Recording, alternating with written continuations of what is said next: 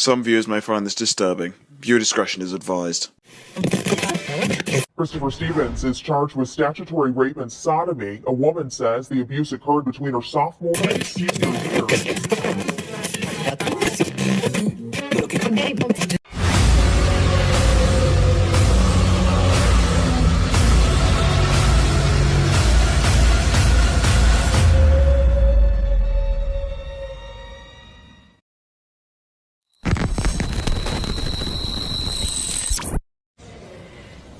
The greatest lie humanity tells itself is that we have outgrown human sacrifice. We call it by different names now and make our offering to different gods. We offer young men we call soldiers, as if the designation means that their mothers cry less when they die. We call masses of humanity collateral damage and turn our eyes away from the pictures of their lifeless bodies as we sip our morning coffee. And the truth is, we don't do it because we are heartless. We do it because we believe that it is necessary for the world to keep running.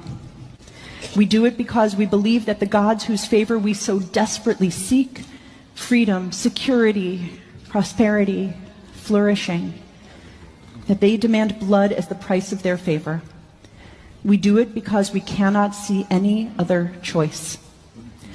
And maybe that's why we read the Akedah, the binding of Isaac, on Rosh Hashanah. Because the story of the Akedah isn't about inconceivable obedience. When Abraham prepares to sacrifice Isaac, he is just accepting the same bargain of blood we still accept today. That some need to die for the world to flourish. The domestic violence call took a really weird turn. Tempe police say they arrested Amanda McClammy and her husband on domestic violence charges.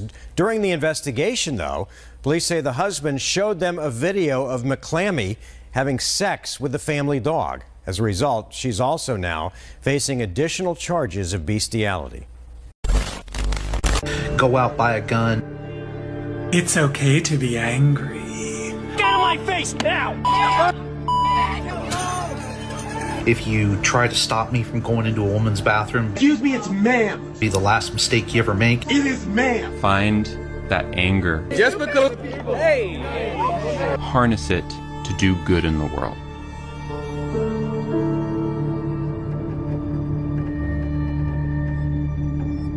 This anger. You're done, man. We can just make a batch and say that some of us well. Anger is probably my primary source of motivation. You want to call me sir again? The thing is, you don't have to leave. You don't know. Lose everything. For everything that I do. Cut that out now, or you'll go home in an ambulance. I'll you up. It was a call to action or a call to arms. It's sir! It's sorry, man. It's sir! You want to fucking call me? Don't be afraid to show your anger. Oh my God. You bite off. Ouch. Damn.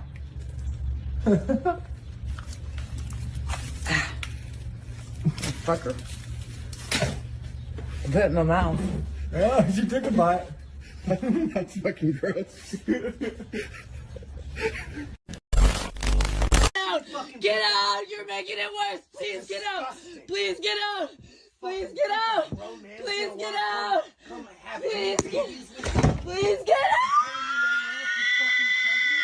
If you're pregnant, I'll fucking kill you before you have that baby. I'll kill you both. I'll fucking kill you both. I will kill you both. Put me on camera. I will not let you bring life into this world that has my DNA and your DNA attached to it.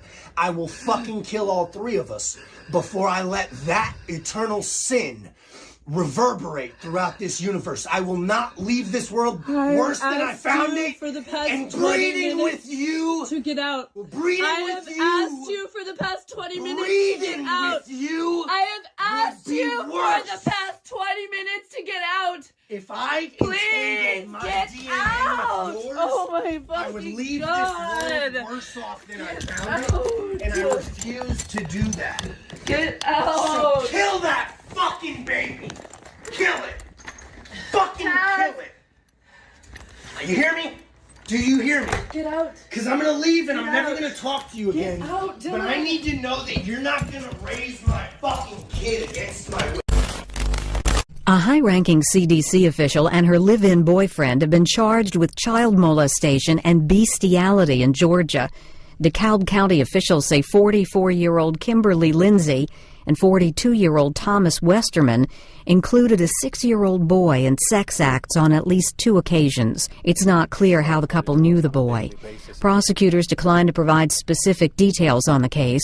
Local media tried contacting the couple at their home, but no one answered. A man working in their yard said he hadn't been able to reach them either. I find it real shocking, yeah. But I mean, you never know who you're dealing with and where they're moving. That's a good thing to know right there. A CDC spokesman provided few details about the couple. He provided their job titles and said they work in the same office before declining further comment. Both Lindsay and Westerman have been released on bond. Rita Foley, The Associated Press. Now a troubling story about a Richardson teacher in jail right now. Police say he had sex with a 15-year-old McKinney boy. It is how they met that every parent needs to know. Our partners at the Dallas Morning News were first to report on Roger Kessler's arrest. If that's not shocking enough, police say the teacher is HIV positive. NBC5's Scott Gordon live in Richardson with this horrible story for us. Scott. Well, Meredith, Kessler was a teacher here at RISD Academy. Tonight he's accused of using an app on his smartphone called Grindr to hook up with a 15-year-old boy. Police say the teenager never knew that Kessler is HIV positive. Roger Kessler is held on a $250,000 bond, charged with sexual assault of a child. Police say it happened on Wednesday after Kessler would have finished working at RISD Academy, where he taught music for the past 14 years. According to police, Kessler used the hookup app Grindr to meet a 15-year-old McKinney boy. Kessler's arrest warrant says when the teen's mother arrived home, she saw Kessler leaving her house, thought he was a burglar, and held him on the ground until officers arrived. On his phone, officers saw messages between him and the boy. The boy, "My dad isn't home." Kessler, "Is your mom home right now?" Later questioned by detectives, police say Kessler admitted meeting the teen 4 times for sex and told investigators they used protection except for once. He never told the boy he had HIV. The Richardson School District released a statement saying Kessler has been suspended and noting that the case does not involve a Richardson student. Court records don't say if that teenager is now being tested if he is HIV positive. Reporting live in Richardson, Scott Gordon, NBC5. Also new tonight, a Hilliard man and former U.S. Army soldier is facing multiple child pornography charges, including possession and production of AI-generated child pornography. 25-year-old Austin Pittman is behind bars tonight. Court documents say his cell phone contained around 200 images of child porn. The documents say investigators also found pictures of fully clothed children and claim Pittman altered these photos to make the children appear fully nude. Pittman is in the Franklin County Jail. And lived among us, and my body, your body, their bodies are home for the living God. Yes? Full of grace, full of truth. That is why I take my 11-year-old boy to drag shows in the summer with my friend and fellow church leader Kate and her 11-year-old boy. I want him to know that there is no wrong way to have a body, especially if you're a man. That bodies can be celebrated and played with. I want him to know that all bodies can shapeshift and be adorned with makeup and glitter. All bodies. I want him to know that there is no wrong way to live in his body, as long as his body is not hurting other bodies. Amen? I especially want him to know this if he turns out to be a heterosexual, able-bodied, and cisgendered man. I want to raise a boy who knows that he doesn't get to tell other people how to live in a body.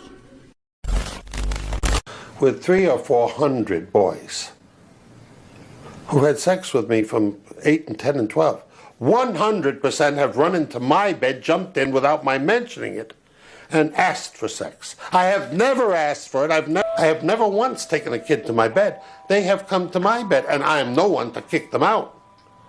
If they hug me and I find them playing with my cock, I say, good on you, I play with theirs. And I'll do it now and with great pleasure. All right, this is from Statista, and it says numbers of perpetrators in child abuse cases in the United States in 2022 by race or ethnicity. So-called Black or African American, 85,000 cases in 2022. Hispanics, 83,000 cases in 2022. And whites, a whopping 194,000 cases. Yes, whites hit the highest when it comes to child abuse. Let's look at some more. All right, so this is number of perpetrators in child abuse cases in the United States in 2023 by race or ethnicity. Okay, so Hispanics, 82,000 cases. Black or African American, 86,000 cases, and white, 187,000 cases in 2023 of perpetrators of child abuse in the United States of America. This is very, very telling, but they never talk about this. Let's look at some more. So this is from the U.S. Bureau of Crime Statistics.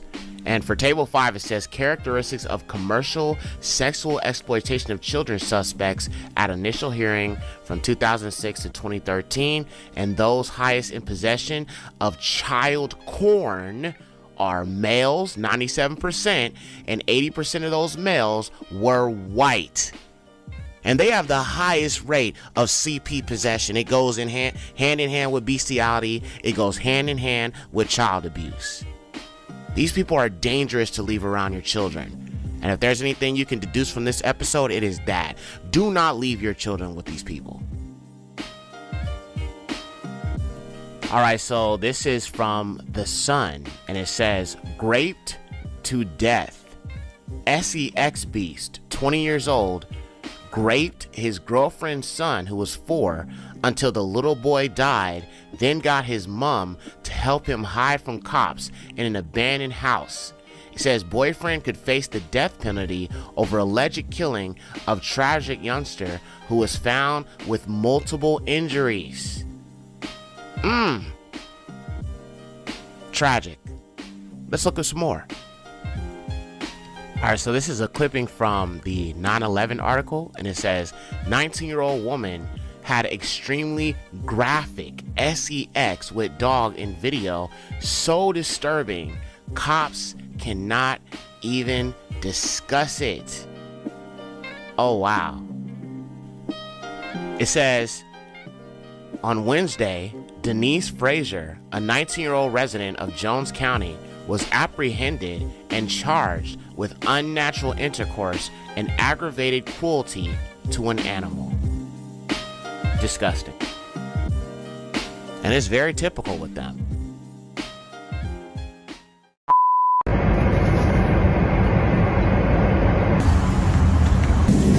Hi, how you doing?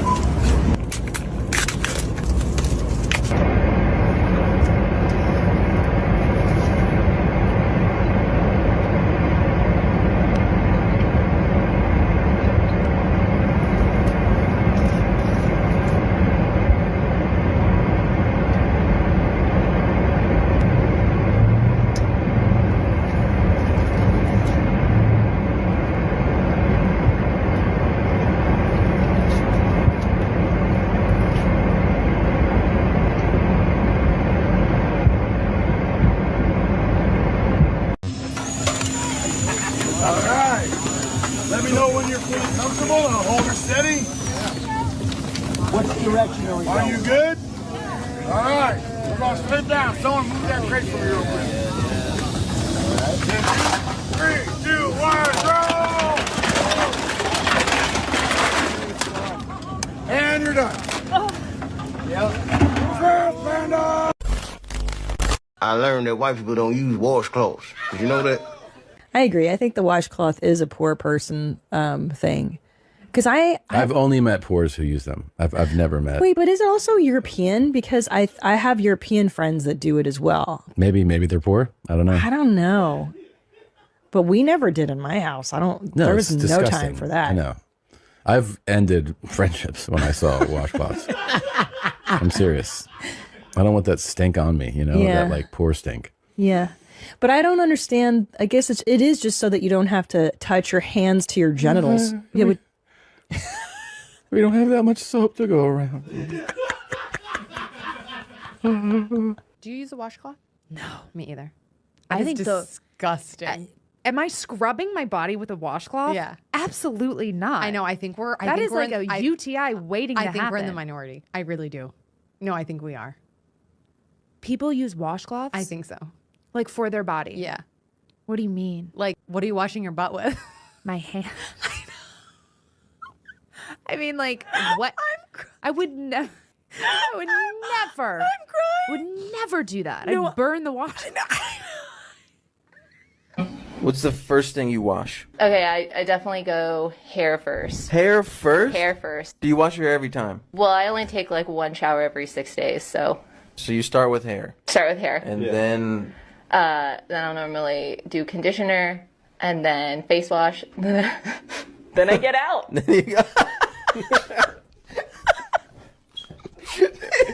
she's in there just.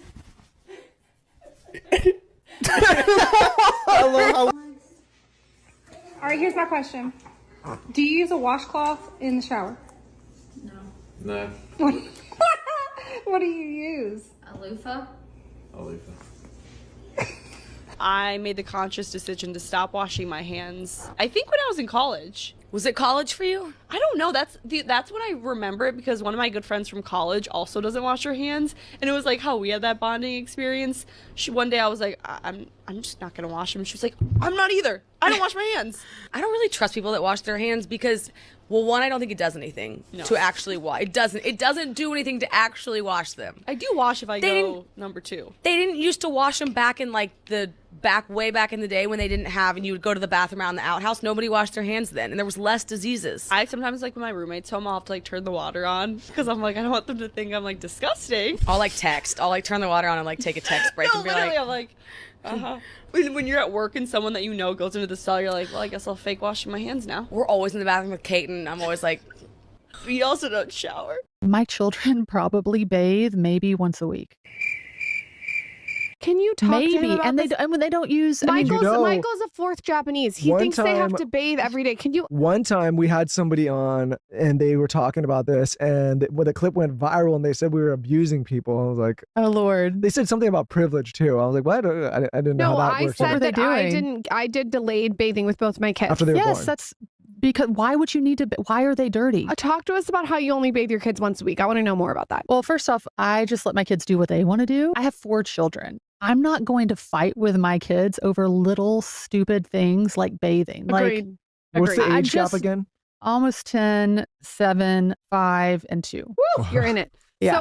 So you don't make them bathe every day. You'll just do when they want to once a week. If it's once a week, like now they swim. We have a pool and they swim in the summer. So I guess we call that bathing. So it's probably even less than that, but no, we tell it like our kids have autonomy over their bodies and their rooms, assuming, and they can make all the choices around that, assuming they're safe. We avoid bathing, but we bathe very rarely. Oh my God, I'm so happy that you're talking about this. Yeah. She didn't have a bath for like 5 months of her life. Yeah, like we didn't bathe her for the first whole part of her childhood. And like now we basically bathe her as she asks for it because it's fun, or she's exceptionally dirty. We really wanted to keep her skin microbiome as healthy and intact. Even if it's just rinsing with water, our water has chlorine in it and all kinds of other preservatives and different chemicals that I just didn't want to expose her to. This show and being married to my wife has opened me up to so many more thought processes like this, because I think so many of us are conditioned. But if you really strip it down and think about it, obviously we lived this way naturally for a very long time. I think like you put up the commercial city constraints and people change their behavior. So it's like coming back to a more primal way of life. Now that you guys are saying this, that makes a lot of sense to just like let it be. And I feel like as a mother too, you have intuition to know when they need a bath. Do you wash your legs in the shower? No. No. I do it if I have like plans. Maybe I need to work on the bathrobe, and here is a towel and a washcloth. Why would I need a washcloth? To wash yourself with. It's in the name. Washcloth. I just take the soap and rub it on my body. That's nasty. I mean, you're getting the soap all dirty. Soap can't get dirty. It's soap.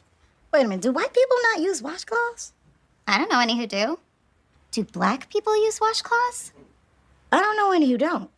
Really? Who knew? Internet never ceases to amaze me, and apparently this was like all found out on like March 8th, so it's been like a month, right? But I just feel like it should be brought to more people's attention, but at the same time not brought to more people's attention because it's I don't want more people looking for it, but it's weird. This is a Facebook page that apparently is still up. It's a private Facebook page, so if you're a woman, they do not let you in. It's a bunch of dads uncensored, a place for dads to discuss dad things. We are here for advice, stories, and support. Here you won't be censored for your beliefs and ideas. If you have a problem, block and move on. Dads only. You must be a dads. No exceptions. All dads are welcome. Also on the bottom of that where it says all dads are welcome, like underneath, it doesn't show you on the clip, but it says if you have a problem, just block and move on. Like keep your mouth shut, just block it and move on. Okay. I'm going to try and read this without it being taken down. Anyone want to share or swap pics of wives? This guy down here says, who wants to trade naughty wife pics? My DMs are open for swapping and sharing. If your wives buy, just let me know. This is about the asking for the pictures. My box is open. Just say swap. This is the just wanting to share or swap pictures of the wives. We have a WhatsApp group chat. If you're interested, let me know. It says that it's been active since April 7th, 2021, but was just recently changed to Dads Uncensored 2.0. I started this page again as a place for fathers to discuss dad-related topics without the fear of being banned for posting edgy-related content. Just for reference, there was pictures of daughters at parks. It was basically a fathers group to where they can abuse their wives and their children, and unknowingly, because like you would just think like, oh, I'm sending a picture to my husband, or I'm sending a picture to my dad, or my dad is taking a picture of me at the park, and then going and putting them onto these groups so that they can be looked at by other men and pedophiles. If you're a woman, we cannot get into these sites. They won't let us. But if you're a man that actually has some cojones and would like to investigate further onto these things, yes, please, and thank you. I love the internet. How old was the child when you married her? Her daughter. Her daughter was 15. And how old were you? I was in my mid-30s. And then after you married that child at age 15, then you married her mother. I can see you I can see you like stigmatizing them by saying child. Well, sir, I have 5 children. A 14 and 15-year-old. You married your second wife, Linda, when she was 14. You married your third wife, Shirley, when she was 15, according to your answer. Mm-hmm. You married your 5th wife, Leanne, when she was 14. You married your 6th wife, Carrie, when she was 15. And you married Hannah, wife number 7, when she was 14. Where's Hannah? That's you. You're 19 now. Yes. You have 1 child. Yes. And where's Carrie? Okay. And you're 21 now, and you have 2 children. I'm 20, and I have 2 children, yes. And Leanne? Right here. You're 22. You have 3 children. You were 14 when you got married. Is that right? Our relationship is the same as if it was a marriage sanctioned by the government, but I don't believe that we require a governmental sanction to make a successful relationship. Oh. If the government wanted to arrest us and come after us, they would have to arrest everyone that was cohabitating without a marriage license. Oh, well, I see you've got this down pretty pat. Now, tell me what you do for a living. I sell magazines. You're an independent contractor? Yes. Did you file tax returns last year? Yes. How much did you earn? That's personal. No, it's not. You're under oath. I asked you a question. How much did you earn when you filed your tax returns last year, sir? I refuse to discuss my personal finances. Yeah. June, did you ever apply for welfare? Yes, I have. And when was the last time you applied for welfare? About a year ago. And how much do you collect from welfare now? About $400. $400 a month. Is that for you and how many children? 4. Don't. The institution of slavery is not inherently evil. I know. Some of you guys are upset by that. Some of you guys are saying, I've been saying that for years. Okay, I'll take it a step further. It is not inherently evil to own another human being. I know, just wait. Some of you guys are really upset, but let's talk through this because it is very important that every Christian affirm what I just said. And not only should they affirm it, every Christian in today's society should be able to defend what I just said, okay? Every Christian should be able to defend it. Big evangelicalism has been getting this wrong for years, basically since the Genesis, since the advent of Big Eva. They haven't had a good answer for the slavery issue. All right, Christians in America have been led astray on this topic. They've been led to believe things that the Bible doesn't teach. And when we go beyond the Bible, there are dire consequences. Just wondering about, could I put an amendment on that? It would include hanging by a tree also. And also, I would like to sign on to your bill, sir.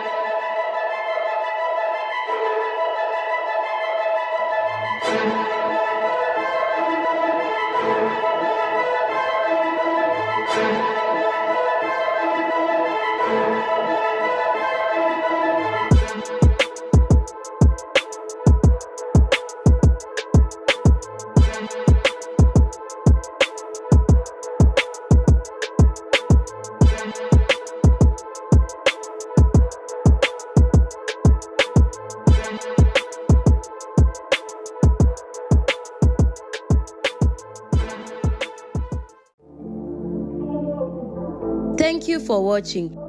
Don't forget you can support this channel by Cash App, $Malkiyah Music. Also be sure to check out the Patreon for uncensored documentaries, films, deep dives, and much more content that you won't find here on YouTube. Check out the merch store for the latest trip. And let me not forget to say, if you haven't already, subscribe and hit that like button and tap in with us. All praises to the Most High, Yahuwah, the highest. Shalom.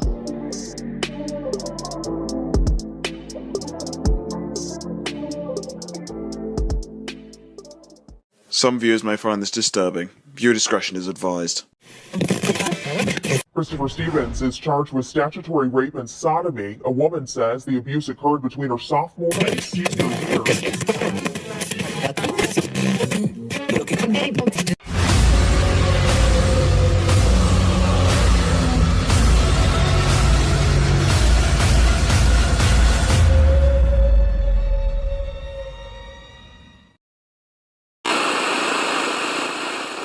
This husband and wife are about to hear life-changing news. They're being charged with murder. That is a charge called homicide felony murder. It is life without parole. It requires a DNA sample to be taken upon arrest. His mouth drops in shock. He can't believe what he's hearing. His wife's reaction? She sobs uncontrollably. Tears streak her face. Seth Welch and his wife Tatiana stand accused of an unspeakable crime, starving their 10-month-old baby girl, Mary. The baby was so malnourished she had sunken eyes and cheeks and no pulse when paramedics found her at the Welch home outside Grand Rapids, Michigan. Hours later, Welch posted this message on Facebook.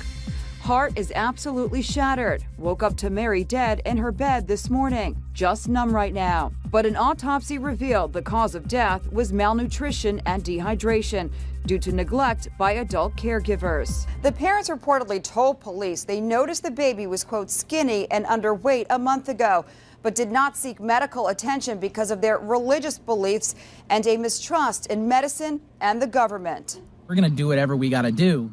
Welch has also posted more than 100 hours of video on his Facebook page. This doesn't fit in with my worldly brain. His Facebook page is filled with bizarre rants against government, the Harry Potter series, and even Disney characters. He also reads from the Bible. I'd like to start with the scriptures. Now he and his wife are in the worst trouble of their lives, and they just can't believe it. Suspect has been arrested in western Kentucky in connection to a Rowan County double homicide. Kentucky State Police say 44-year-old Joshua Cottrell is facing 2 counts of murder and an evidence tampering charge. WKYT's Maggie Rickerby has been on scene throughout the day, and she has the latest tonight on the investigation. Our top story at 11. When you're at home, you're supposed to feel safe. You're supposed to feel comfortable in your own home.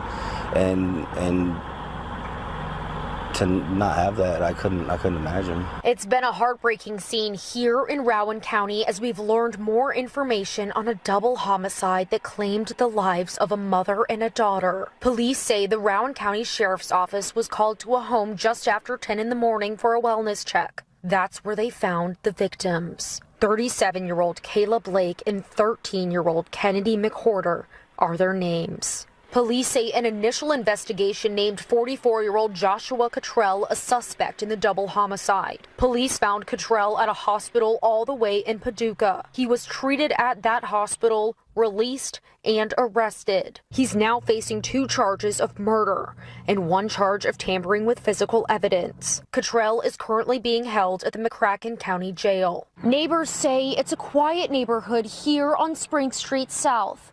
Many are shocked and heartbroken for this family. Really great family. I mean, our interactions, it wasn't much. My daughter played softball with her a couple times. The mother took pictures of her daughter and gave them to us. It was really sweet lady. Suarez says his daughter is struggling with the loss of her classmate. My daughter goes to school with her, and it kind of hit her really hard. The investigation remains ongoing. In Rowan County, Maggie Rickerby, WKYT. And Kennedy McWhorter went to Rowan County Middle School, and the school said on Facebook that they will be having grief counselors available at the school tomorrow from 10 a.m. until noon. A teacher's been arrested on statutory rape charges. Casey McGrath was suspended from teaching last spring for inappropriate conduct. According to the Hamilton County Sheriff's Office website, deputies booked the 28-year-old on Friday. McGrath is a former Central High School teacher. Mother's home, now a crime scene. Law enforcement accuses an Athens woman of killing her own infant. Morgan Sky Thornton, pictured here, is behind bars tonight and charged with capital murder. It all started shortly before 12:45 this morning when deputies were responding to the scene in Athens. Call with St. Drive, call with St. Drive. I have an 8-month-old. Possible full arrest now. Confirmed full arrest at the time. 10-4, got CPR in progress. EMS is on the scene as well.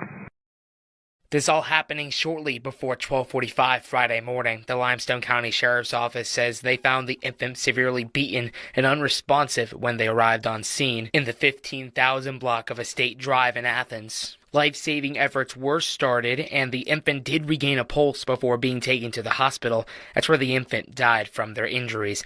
The investigation determined the mother, Morgan Thornton, caused those injuries. Her initial charge of aggravated child abuse has since been upgraded to capital murder. The sheriff's office says Thornton appeared to be intoxicated at the time of the incident. Court records show Thornton was also recently arrested back in June and was given a second-degree assault charge. Limestone County Sheriff Joshua McLaughlin says in a statement, "Please keep this family and everyone who responded to this heartbreaking scene in your prayers.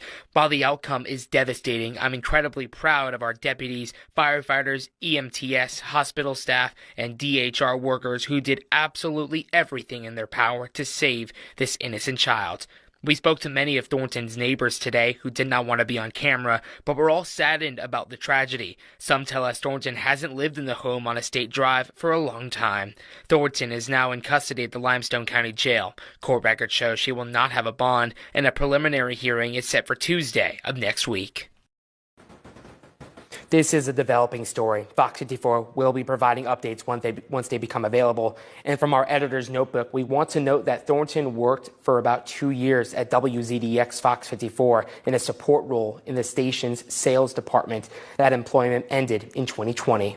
A police commander in West Suburban Bellwood faces child pornography charges. At a hearing this morning, a judge set bond at $150,000 for John Trevathan.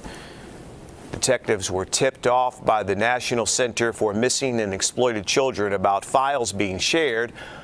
Investigators say they found photos on the officer's phone during a traffic stop yesterday. He's also accused of sharing files with an IP address linked to a computer owned by the village. This morning, an investigation with disgusting allegations, including sexual crimes against children. Yeah, 4 people now arrested in this large child exploitation case. Going to show you some of their photos here. These are the people that are now facing charges as investigators announced the arrest on Thursday.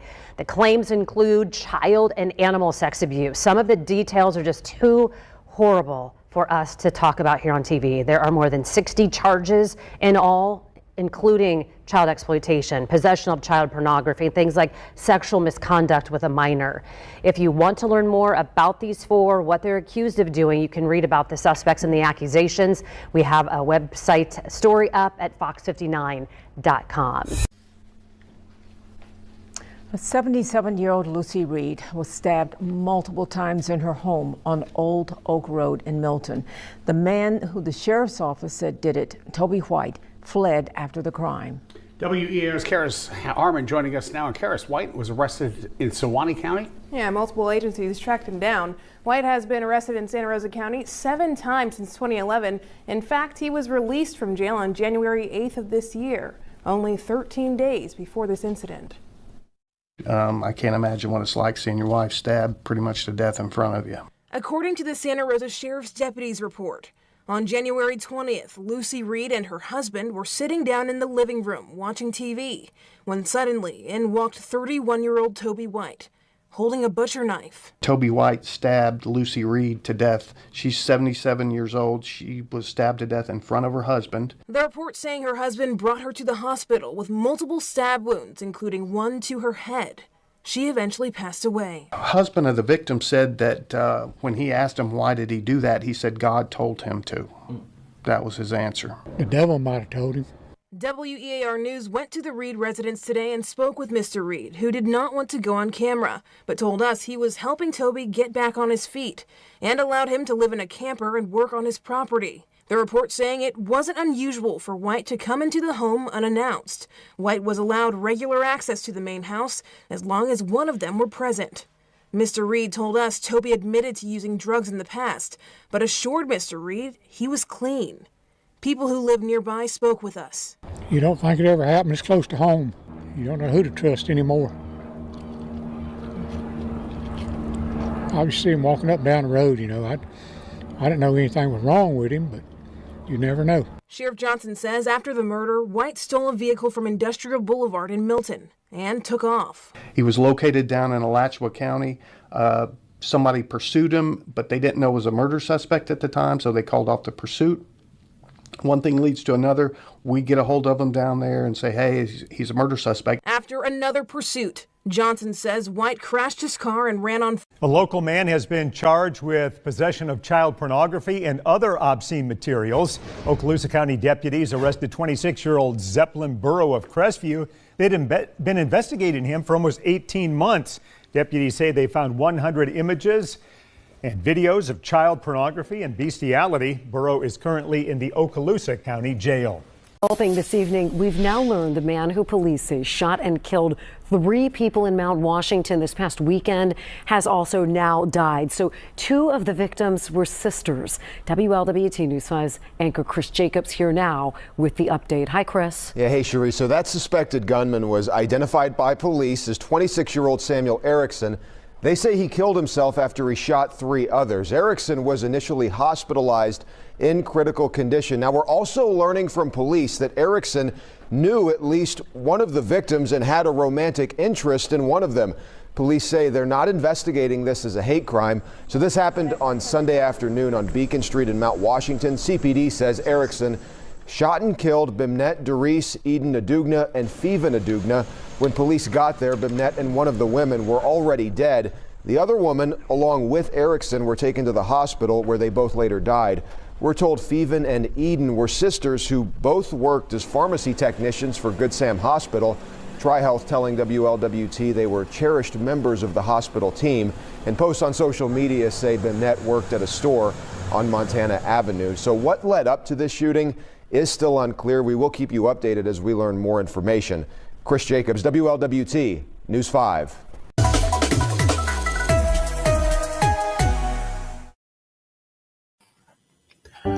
All right, so this next one is animal cruelty investigator demographics by race.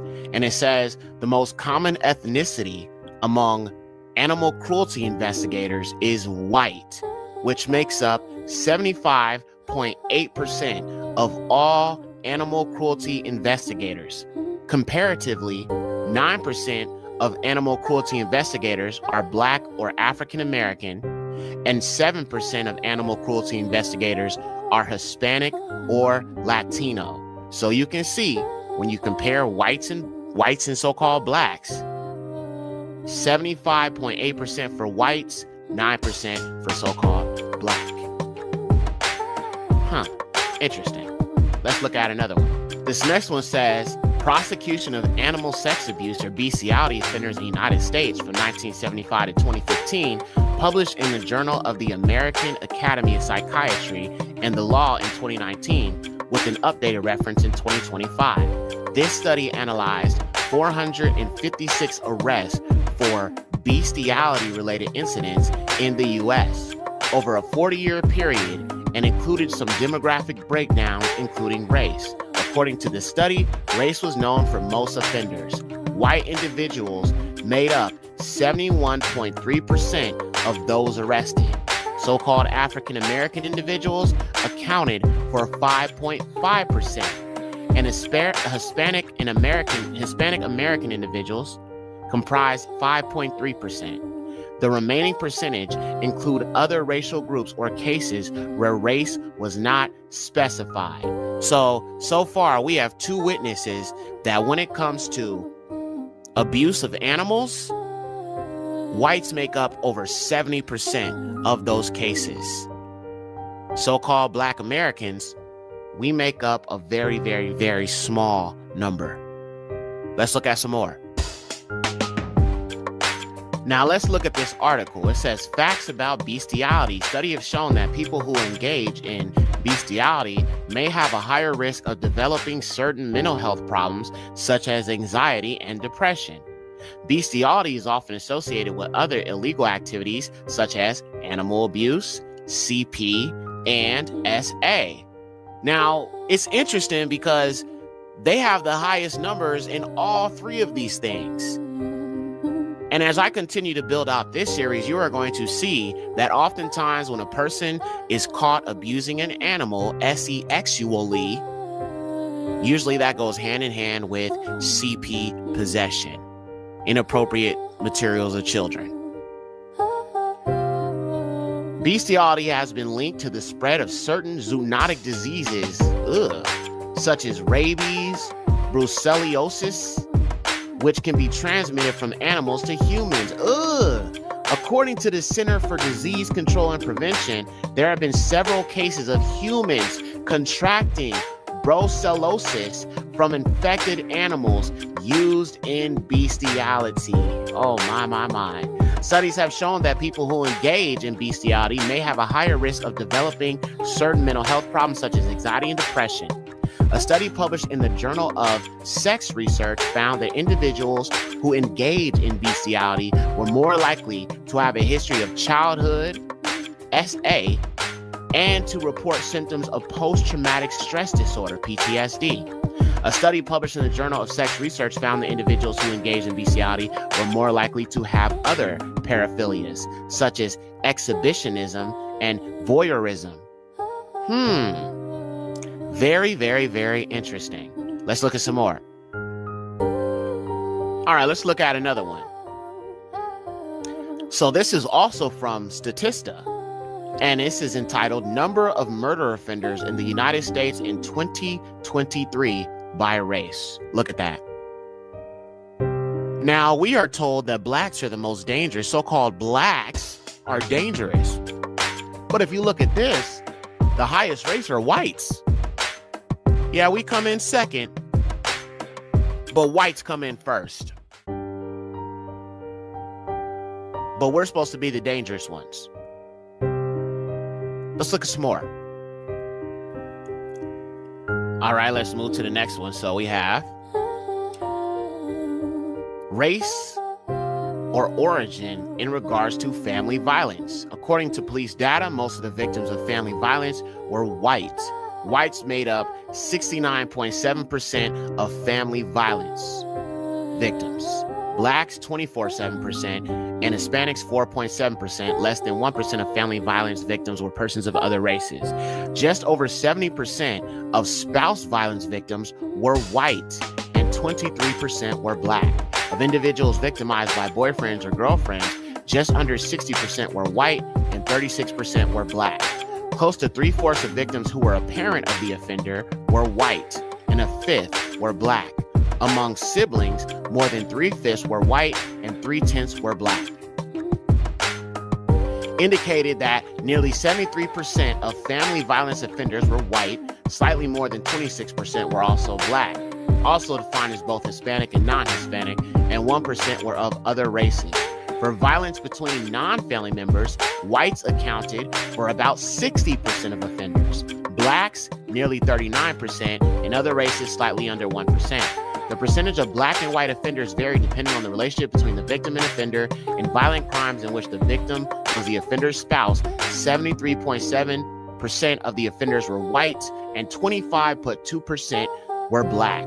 For boyfriends or girlfriends victims, 57.6% of offenders were white and 41.6% of offenders were black.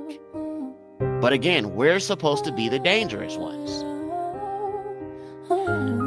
86% of reported cases of bestiality involve penetration. 72.5% of animals were well known or lived in close proximity to the convicted. 20% reported that they committed bestiality because they did not feel attractive to others.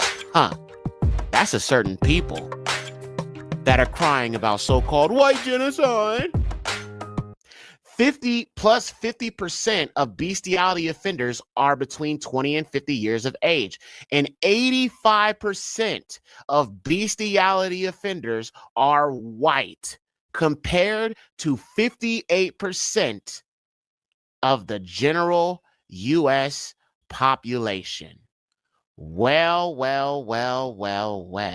How about that? They say that we violent, but they the ones going around unaliving their family. They the ones going around violating animals, laying with animals. I mean, they try to put all the violence on us, but hey. Shit to do with me. Hey, that ain't got shit to do with me. That ain't got shit to do with me. Hey, that ain't got shit to do with me.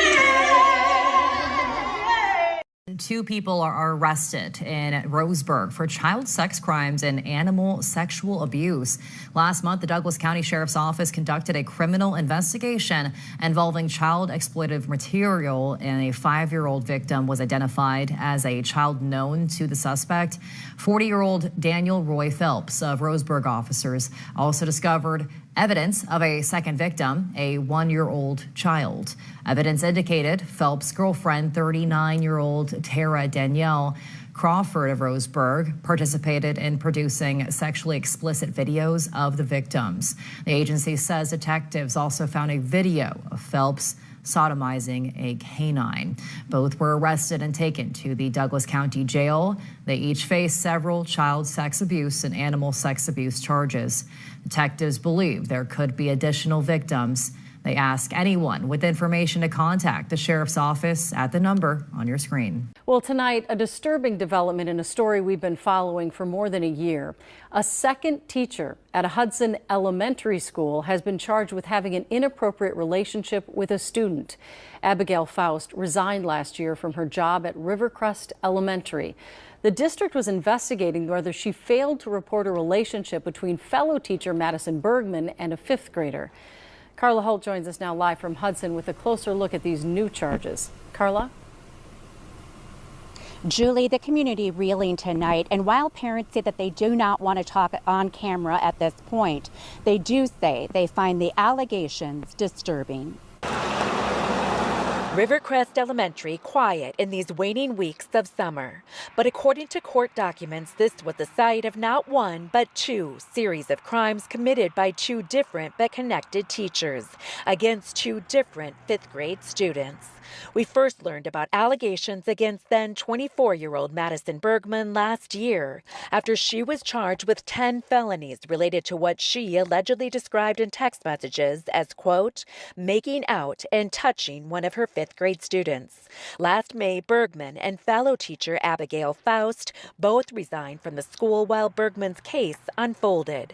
Now the 24-year-old Faust faces 4 counts of her own. In a criminal complaint first filed Monday, Faust is accused of knowing about the relationship between Bergman and the student with whom she was involved and not reporting it. But the complaint also documents through Bergman's text messages, other student accounts, and eventually the student himself, an inappropriate relationship between Faust and a 5th grade student in her class. At one point, the student, now 12 years old, told a Hudson police detective, quote, "After school that day and after all the other students had left, Faust pushed victim 2 up against the wall and kissed him on the cheek. Victim 2 stated that it made him feel uncomfortable and scared." The complaint also notes, quote, "When asked about how he feels about Ms. Faust, he stated that he never wants to see her again." We reached out to Hudson School District leaders and received a statement that reads in part, quote, "We recognize that trust is essential in our school community, and we remain committed to providing a safe learning environment for every student." Over the past year, the Hudson School District has strengthened training for staff on professional boundaries with students. No, both teachers are not in custody. Bergman is awaiting trial. We also know that that school district statement reads a lot about the support and other services that are available for families. And to read the full district statement, just go to our website, care11.com. Julie? And if those allegations are true, it's just so hard. It's just almost unbelievable. Thank you, Carla.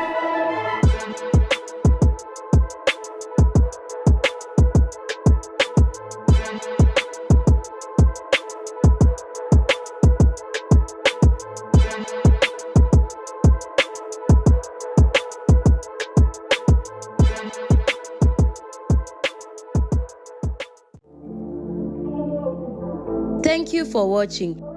Don't forget you can support this channel by Cash App, $Malkiyah Music. Also be sure to check out the Patreon for uncensored documentaries, films, deep dives, and much more content that you won't find here on YouTube. Check out the merch store for the latest strip.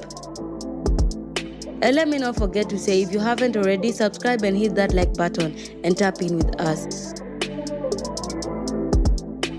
All praises to the Most High, Yahuwah, the highest. Shalom.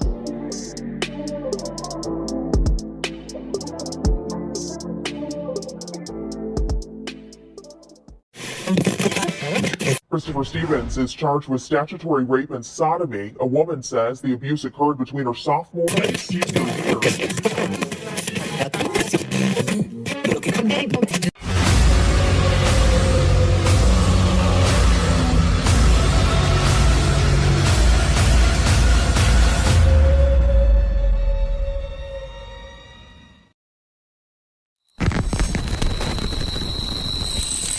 And police say shortly after Breonna Talbot turned up at that church, cut and partially dressed, her story started to unravel, but not before it spun out of control on social media, sparking outrage and fear in this community.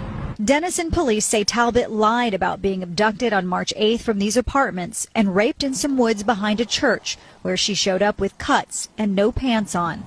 Police say much of her story didn't add up. After questioning her several times, they say Talbot confessed, admitting even her wounds were self-inflicted. Talbot now charged with making a false report, a Class B misdemeanor, and police want her to pay for the extensive resources they used to investigate her claim. Well, police right now not speculating on a possible motive. When we talked to Sam Hollingsworth, he said he is embarrassed and apologized for all that the community has been through. Police also apologizing for the heavy toll this has taken, but the person we have yet to hear from is And I think this is the most ridiculous thing that has ever happened. The Negroes are just as free as we are. They have the same opportunity to work and to build their part of the town up just the same as we have. I just don't understand it and don't approve of it. I'm going to stand up for my rights. Thank you very much.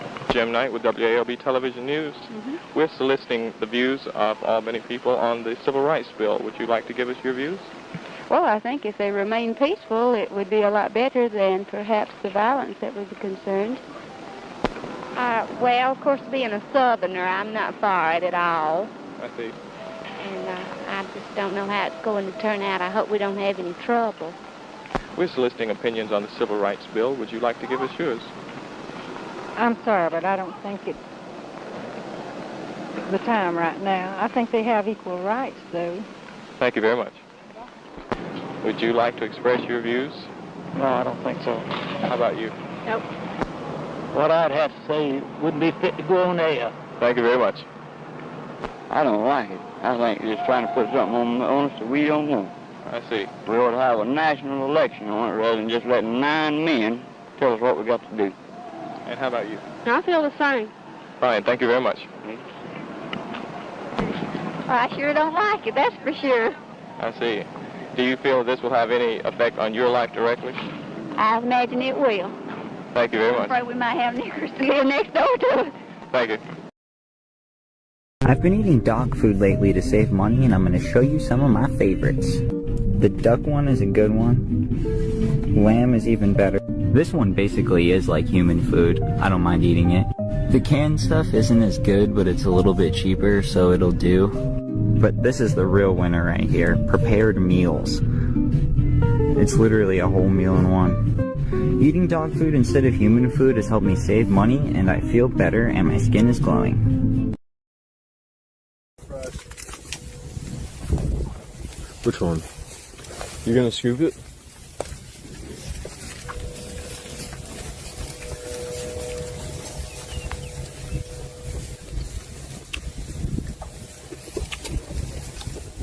How is it? It just tastes like fermented grass. Really? Here. I'm being totally honest with you, there's no like poop taste. Really? There's maybe like a slight like poop taste, but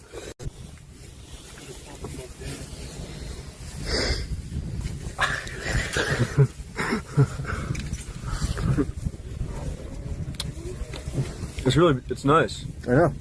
It's like chocolate. I know.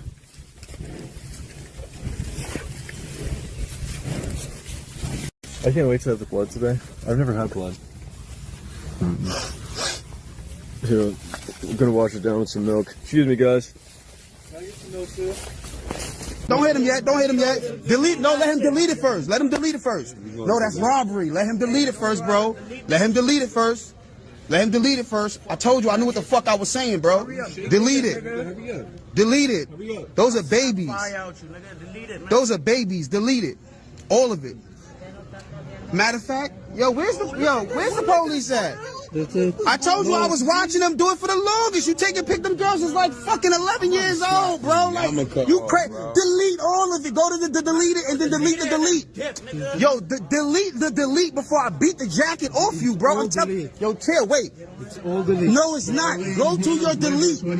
Go, yo, get out. Get out. Get out. Get out. Get out. You gotta go. Get out. Get out. Get out, get out, get out, get out before I beat you the fuck up. Get out. Get the fuck out. Get out right now. Get the fuck out. Get out. Get out. To describe that bunch, I'd have to use a whole lot stronger than I'm permitted to use, being a minister of the gospel. Amen. They go into the auditorium of the gymnasium for the after football game dance. Then comes along one of the nigger football players, and they all go piled in there together like that you are here tonight, just like a bunch of OICs and Berkshire hogs all trying to loosen a lot together. They go in there and they get to rubbing around, smelling that vanilla flavoring.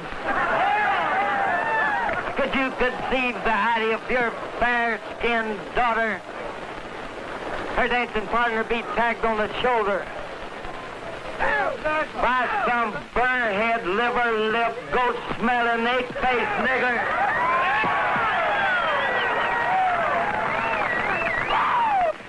Can you conceive such a thing?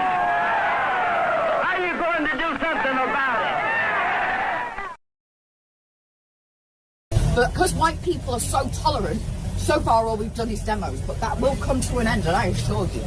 And we don't involve ourselves in gratuitous violence and terrorism. We're white people.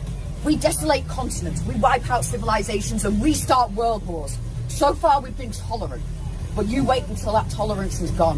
When the Anglo-Saxon no longer wishes to tolerate the rape, robbing and extortion and theft of our identity.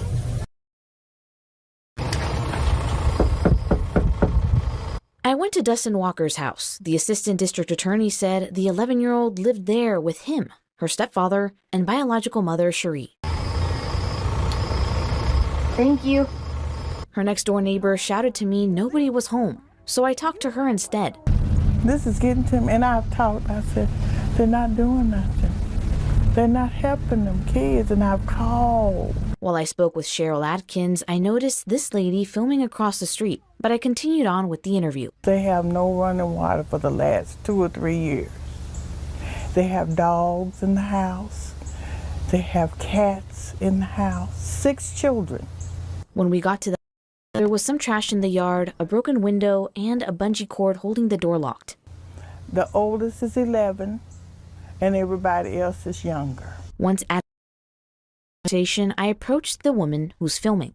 Hi there. I found out her name was Michelle, and the 11-year-old's grandmother. We didn't know this was happening. None of us. How do you think your granddaughter got pregnant?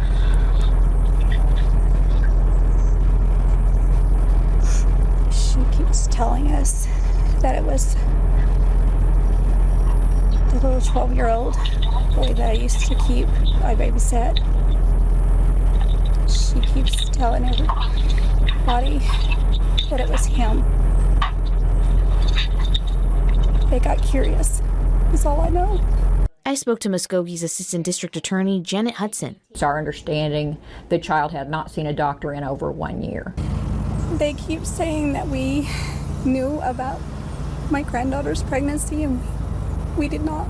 First got word of this case, what was your initial reaction?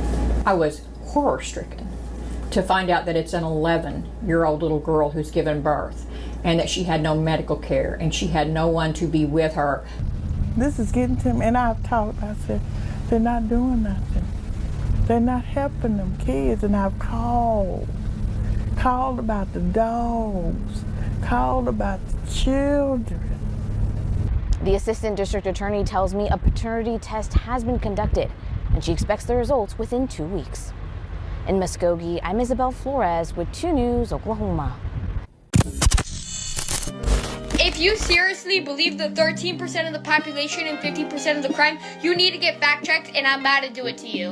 In 2016, white people committed 70% of the convicted crime, and black people only committed 27%.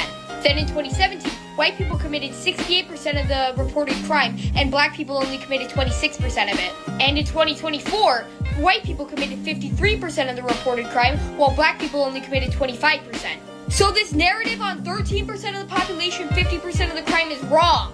You know who actually commits 50% of the crime? White people. But guess what stat black people are 13% of the population and 50% in? Exonerations.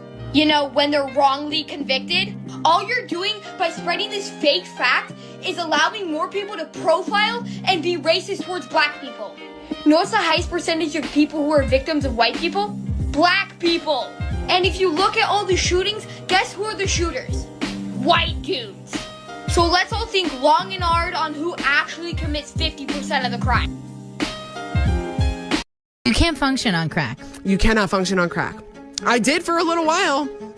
Yeah, things got really bad quickly. Brought you to your knees, literally and figuratively. Yeah. And do you still have your kid? Yeah. Oh, yeah. And now I'm a dental assistant, right? So I'm supposed to be sitting there doing these procedures with the dentist. And I made up that I have IBS. I'm getting up every 5 minutes. And these are 1.5 hour, 2 hour, 3 hour appointments for major dental work. And I'm supposed to be there doing all the fucking things. And I'm like, oh, gotta go. You know, I'm smoking crack at my job. Fucking, we had a storage closet.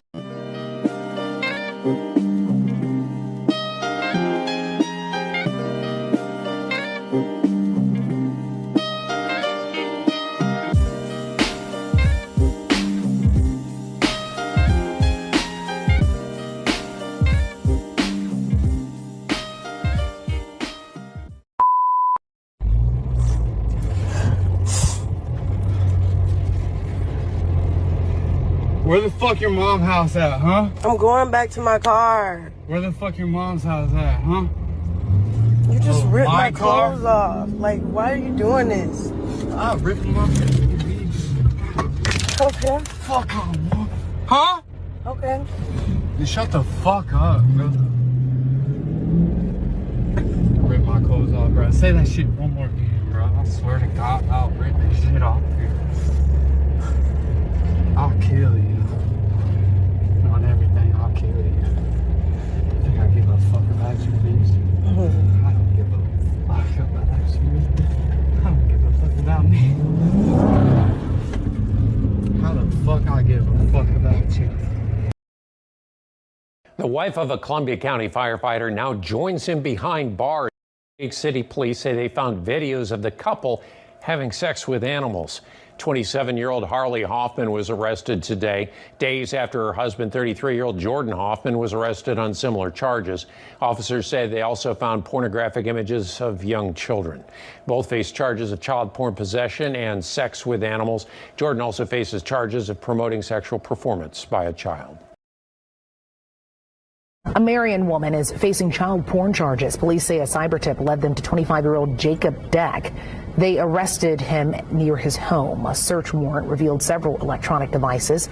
No word yet on what was on them. The Deck is facing 3 counts of possession of child porn. Child pornography charges. Detectives say they received a tip, investigated and conducted a search warrant at a home on Hanbury Road West. Officers arrested Ronan Payne yesterday. Police are still investigating. Tonight, a Suffolk man faces bestiality and animal cruelty charges. But the investigation into Richard Patterson did not start there. Something else tipped off investigators that something was wrong. Janu Hur untangles a complicated story we've been following for years. This week, Richard Patterson was indicted on multiple charges of bestiality and animal cruelty. These charges stem from an investigation that began in July 2017 at his home in Suffolk. His wife, Christina Patterson, was indicted on 6 counts of bestiality and animal cruelty last October. During that first search in 2017, investigators obtained a warrant because they believed Richard Patterson was selling firearms even though he had a felony conviction. While searching the home on Freeman Mill Road, investigators found videos on a computer showing the couple in sex acts with the dog. A search warrant said the two, quote, engaged in sexual activity with the dog, which was identified as a Doberman named Demon. State documents also showed a dog breeding business. Imperial Canine was registered to Richard Patterson at the time. Back in November, he pleaded guilty to the weapons charges, which came with more than an 8-year prison sentence. And Chanu, where is Patterson tonight? Yeah, we're told that tonight Patterson is in the Western Tidewater Regional Jail. And of course, we will continue following this story as we have been for the last couple of years. Chanu, thank you.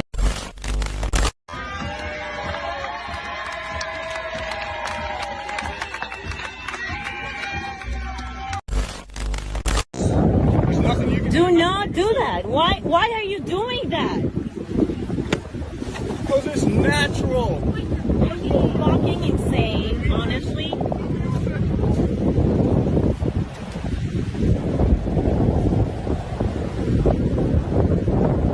Are you enjoying this? Me? No, I'm taking it to eat and feed my family. Are you feeding your family with a shark? Yes, I am. You think I'll ask people to eat shark? Wow. No, never. I would never. I would never. Wow. Wow.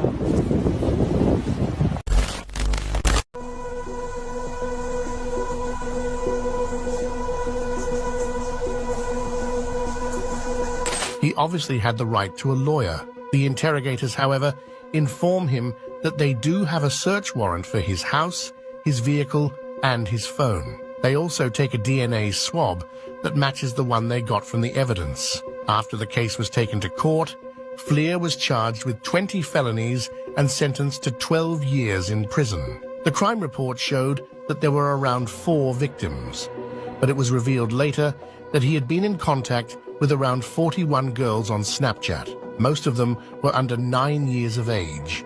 Fleer would use his uniform to coerce them into giving their addresses. Since he was the police officer, the girls would be too scared to tell anyone else in the force. He used to ask the girls if there were any girls or friends they knew who were even younger than them. He would even offer money as a bribe to the girls in hopes of being hooked up with more underage girls. The graphic crimes had been in motion from March 27th, 2020 till April 8th. If you think this case was I'm your Fond du Lac neighborhood reporter, Margaret Cahill, reporting in Fond du Lac County. A warning, some details in this story may be disturbing to some viewers. Stephen Rosales, a former school resource officer in Kewaskum, is facing multiple felony charges in Fond du Lac County relating to bestiality. In a highly disturbing criminal complaint, prosecutors say Rosales performed sex acts with one of his family dogs, and according to prosecutors, took photographs and described the sex acts to another person through text messages. Rosales was also charged in Washington County on Friday with exchanging photos and messages of a sexual nature with a student at Kewaskum High School while employed as a school resource officer there. In the criminal complaint for his charges in Washington County, Rosales told officers his wife was experiencing a high-risk pregnancy, which caused him stress. Rosales will appear in court in Fond du Lac County Wednesday morning for an initial appearance on the bestiality charges. And he has a hearing in Washington County scheduled for next month on the sexual misconduct charges. In Fond du Lac, I'm Margaret Cahill, NBC 26. Some surprising audio recordings have surfaced of a phone conversation nearly a half-century ago between President Richard Nixon and future President Ronald Reagan. The recordings were released by the National Archives, and they capture the two men using racist language. Here's White House correspondent Paula Reed. President Richard Nixon recorded himself talking to then California Governor Ronald Reagan in October 1971, the day after the United Nations voted to recognize the People's Republic of China. Reagan had phoned Nixon at the White House to vent his frustration at African delegates who celebrated the vote. Last night, I tell you, to watch that thing on television as I did.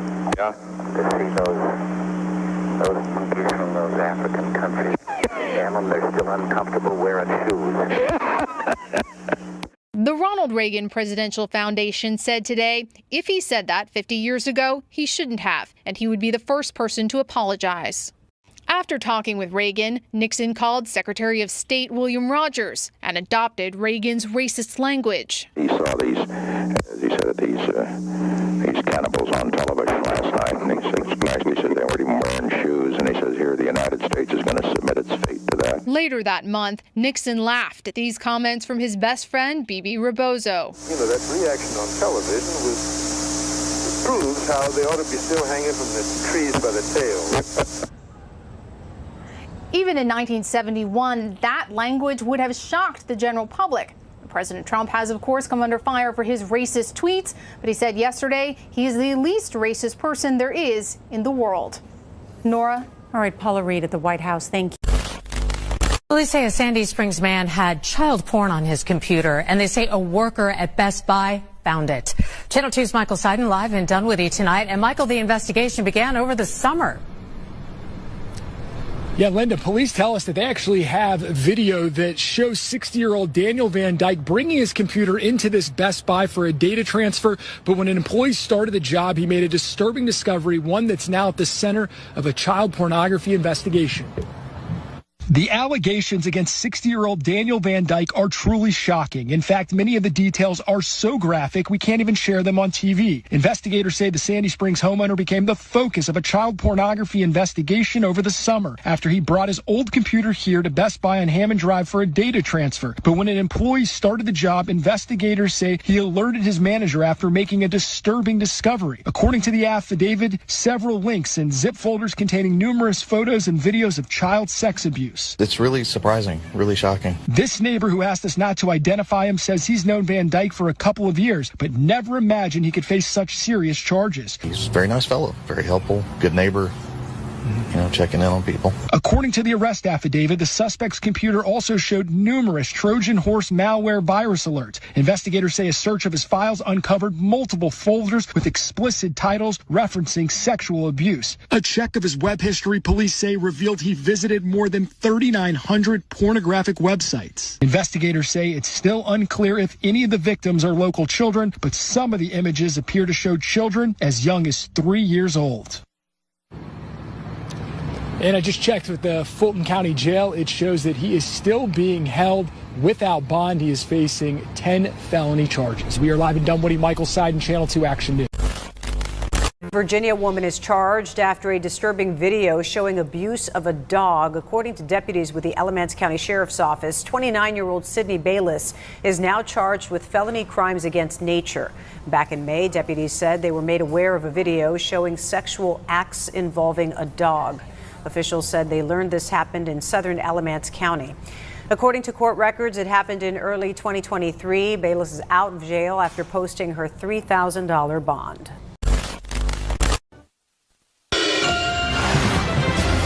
Is ABC 15 News. 3 people behind bars accused of trying to fulfill a disturbing fantasy. Thanks for choosing us. I'm Stephanie Hawkridge. And I'm Steve Irvin. Police tell us they turned to Craigslist hoping to find a dog to participate in the act. ABC 15's Navita Fergani joins us now live from the newsroom. Navita, how were investigators able to catch up to these suspects? Well, Steve, the suspects actually posted the ad on Facebook looking to have sex with a dog, and the language that was used in that ad alerted investigators. You've been arrested for 1 count of conspiracy to commit bestiality. It's the first time these 3 suspects faced their charges, arrested after investigators say an undercover officer responded to their Craigslist ad looking to perform sex acts on a dog. I'm not very happy with this type of abuse of animals. And using the website for this type of, or the Craigslist for this type of activity. According to court documents, Shane Walker posted the ad to fulfill his wife's fantasy. Police believe the woman was planning on performing sex acts on the dog while the 2 men watched. But that shows you the sickness that we have in our society. When you look at this type of activity, no one's going to mess around with our animals. I'm very strong on defending our animals. The sheriff's office tells us Craigslist is a popular place for these types of ads, and investigators are keeping a close watch. These people have their underground code.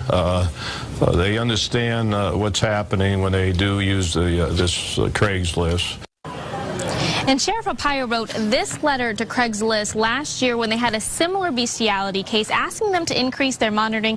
He plans on continuing to write the company letters, hoping they're going to start monitoring their posts. Steve?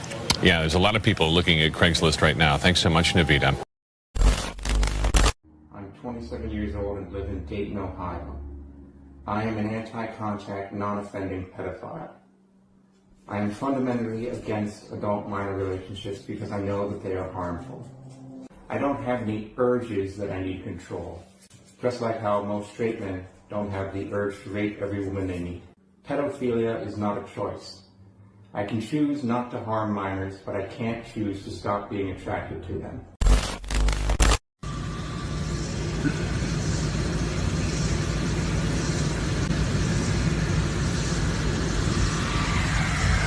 You wanted him, bitch?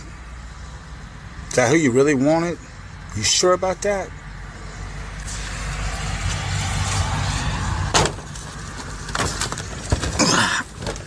Dun, dun, dun, dun, dun, dun, dun, dun, dun, dun. There he is, bitch.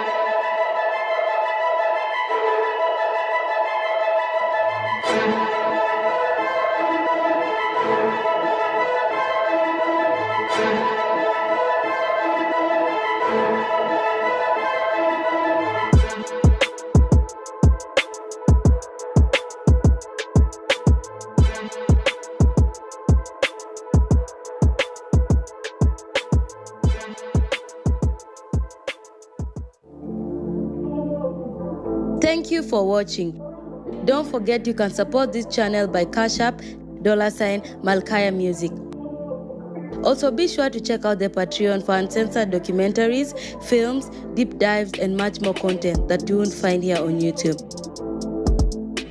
Check out the merch store for the latest trip.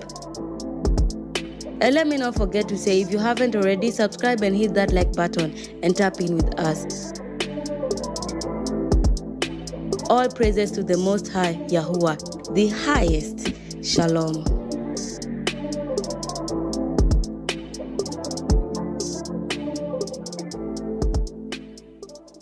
Some viewers may find this disturbing. Viewer discretion is advised.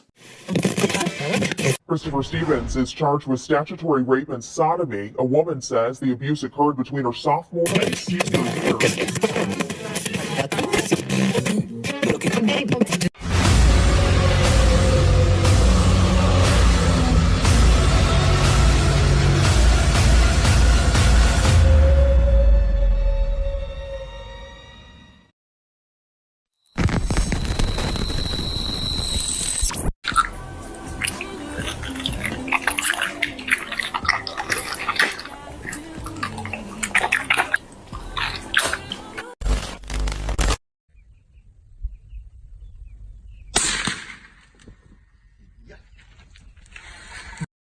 Huh? Daddy's gonna lose his mind over this. It's not so big now, eh, No. pussycat? Right, okay. Let's take one of these, huh? Get your guns out. Oh, these That's ones? it. Yeah, these ones, yes. That's it. Ah, go, pump them. That's it. Are you gonna work on this? Oh, come on. Right, let me. Yeah, well. Right, I'll just check the camera, yeah? Okay. That's right. Okay, good stuff.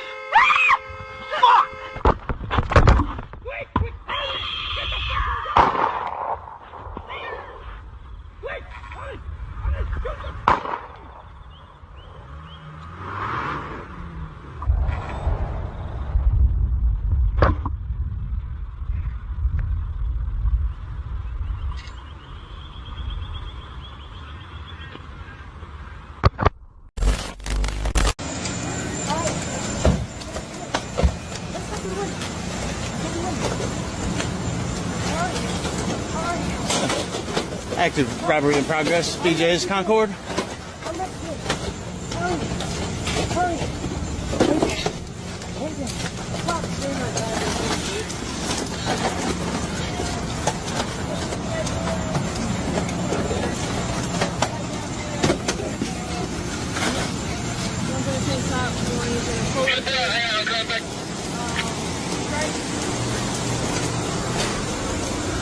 Gray Pontiac.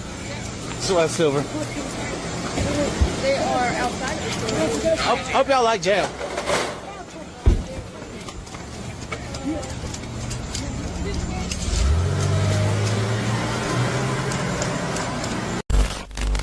Tonight, a Suffolk man faces bestiality and animal cruelty charges. But the investigation into Richard Patterson did not start there. Something else tipped off investigators that something was wrong. Janu Hur untangles a complicated story we've been following for years.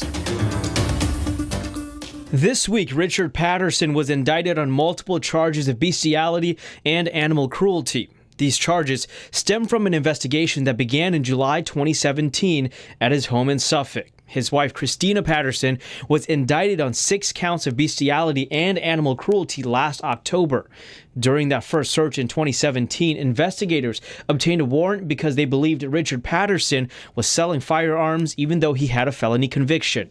While searching the home on Freeman Mill Road, investigators found videos on a computer showing the couple in sex acts with the dog. A search warrant said the two, quote, engaged in sexual activity with the dog, which was identified as a Doberman named Demon.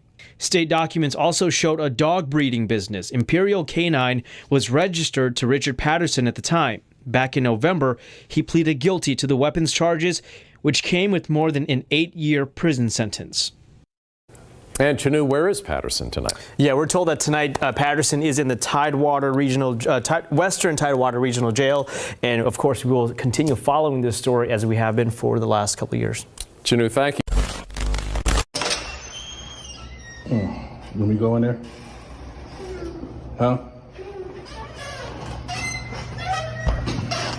Let me make sure nobody in here. Hello?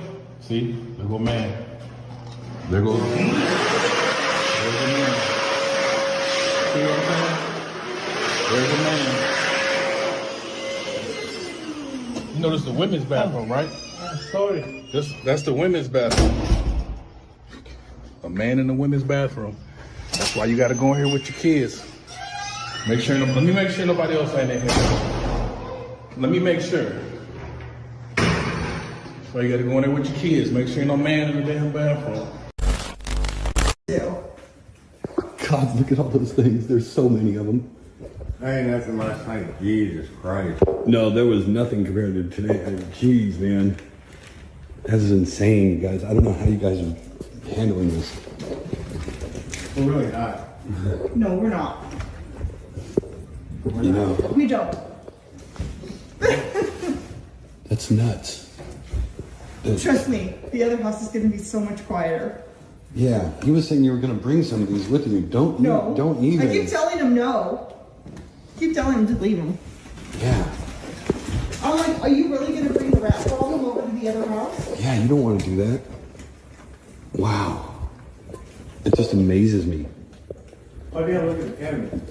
I know, I'm looking at the cabinet. That's a bird. Wow. Yeah, so we just got to do the, I'm a little trans girl, small and cute. Former Eupora High School teacher, 32-year-old Kayla Tyndall, allegedly had sex with a 14-year-old this past October. Webster County School Superintendent Brian Jones said school administrators found out about the allegations, and family members of the alleged victim say the teacher supposedly was paying for sexual favors. Tyndall is free on $50,000 bond. Now, the Somerville teacher is facing charges that she had a sexual relationship with a student. Tonight, she's off the job, and parents are demanding answers. Let's get to News Center 5's Jorge Quiroga. He's live in Somerville right now. Jorge? And according to the DA, a parent first came across the disturbing online messages and quickly notified officials here at the East Somerville Community School, where the popular teacher had worked for 7 years. In her LinkedIn page, 41-year-old Alexandra Romanos is beaming. That's what former students remember. She taught English and science when I had her. She was a great teacher. I mean, she helped out after school every day, and it's just tragic to see something happen like this. Shocking allegations. The DA claiming Romanos initiated a sexual relationship with a 13-year-old starting in March, carrying on the abuse on and off school grounds. This case came to light because a parent doing what parents should be doing, monitoring their child's online profile, saw some messages that they had concerns about. Alerting police in June. These are allegations, but they are very disturbing allegations. As the district attorney, as a parent, they're disturbing. You trust your children to your teachers. Tonight, nobody came to the door at Romano's home in Stoneham. A family member inside quickly calling police. Romanos now facing multiple counts of aggravated child rape and indecent assault and battery of a child under 14. Her former students at a loss for words. She was hyper, she was fun. It's something like this I would never expect. It's unbelievable. And tonight in a joint statement, the city and the school department saying they are repulsed and angry by the allegations. The teacher has been placed on administrative leave. She's been ordered held on $50,000 bail. Live in Somerville, Jorge Quiroga, WCVB News Center 5. A Port Huron man accused of shooting 3 of his kids and killing one of them was arraigned today. Welcome to CBS News Detroit at 5. I'm Terrence Friday. I'm Shayna Humphreys. You saw it as breaking news last Thursday when police responded to the Glenview Gardens apartments after reports of gunshots. CBS News Detroit's Jack Springate joins us live from the Port Huron District Courthouse with an update. Well, Shayna, 44-year-old Jeffrey Smear appeared in court today via Zoom, where he learned that he's being charged with homicide, 2 counts of assault with intent to murder, 2 more counts of first-degree child abuse, and 5 different gun charges.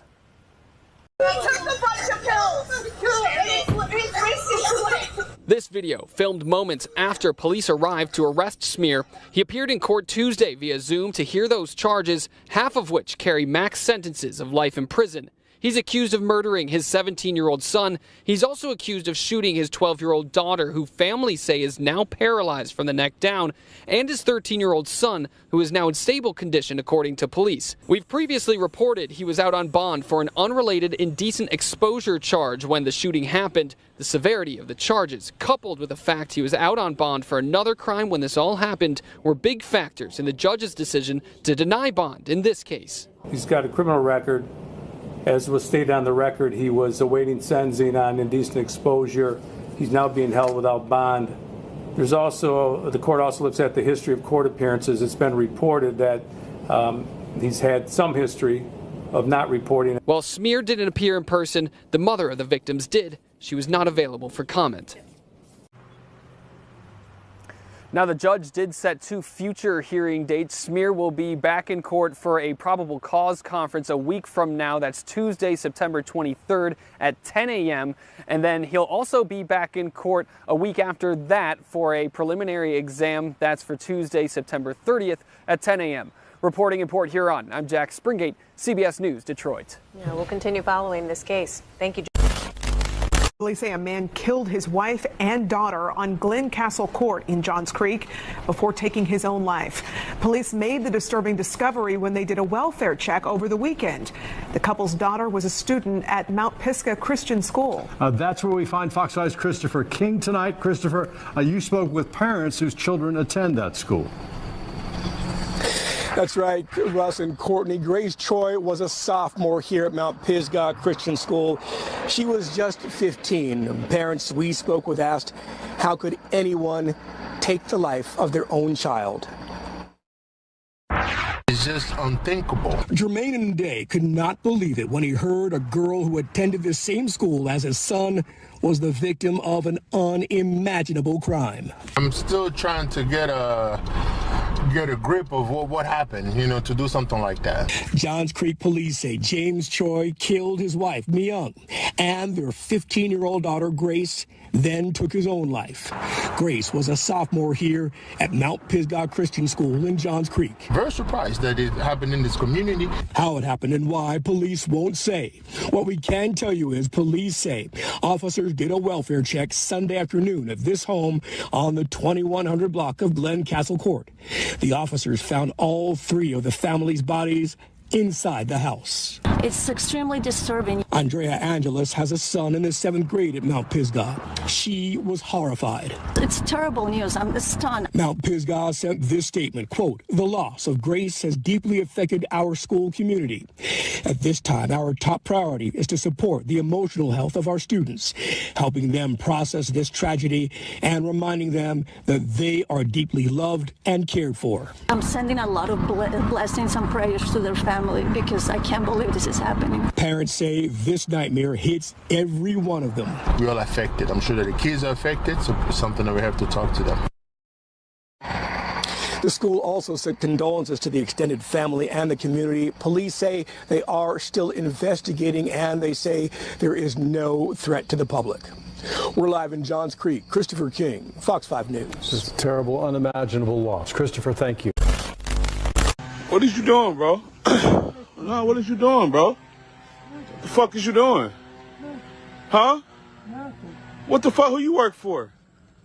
Nobody. Yeah, who you work for, nigga? I don't work for nobody. Man, I'll punch the fuck out you, nigga. You over here raping this girl? I ain't raping nobody. Man, what's your license plate number, gang? You over here raping this girl, bro? No. I should punch the fuck out you, nigga. You over here raping this girl. I got you on camera already, gang.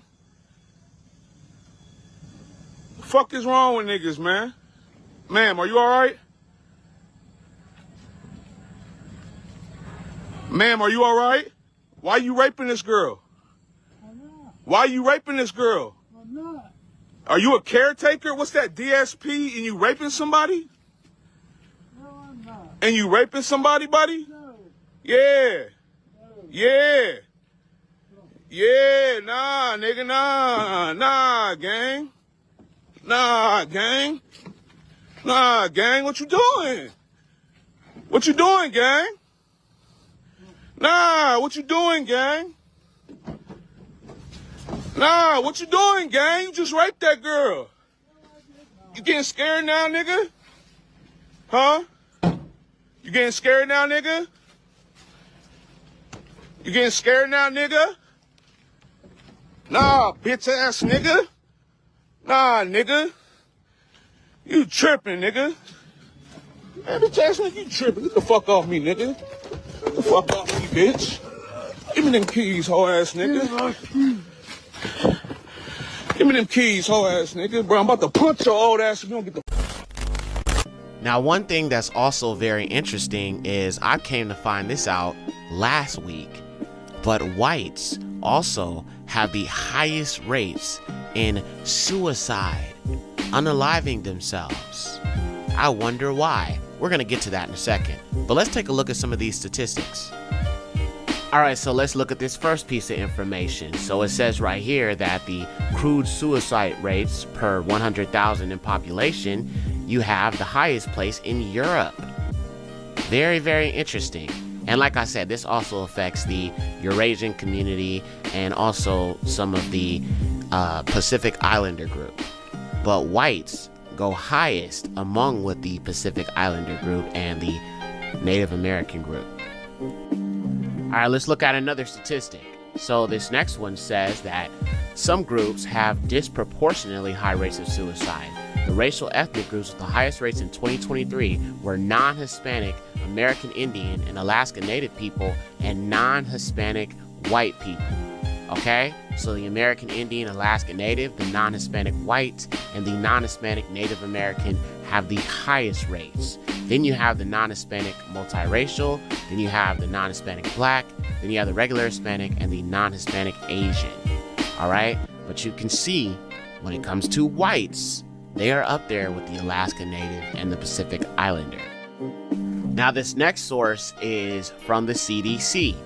And as you can see, when you look at suicide rates by race and ethnicity from 2023, the CDC states that you can see the light blue is the female and the dark blue is the male, and you can see that the white is 28% along with the Asian, and the Asian or the Pacific Islander would be 10%, and then of course you have the American Indian Native, which would be 35%. All right, but whites are very, very close to the American Indian in suicide rates. All right, so this is from Statista as well, and it says the distribution of suicides in the U.S. in 2022 by race, ethnicity, or gender. And we can see when you look at this, the white non-Hispanic makes up over 70% of distribution of suicide in the U.S. by 2022, or in 2022. The whites have the highest rates. Oh, they got some problems on their hands.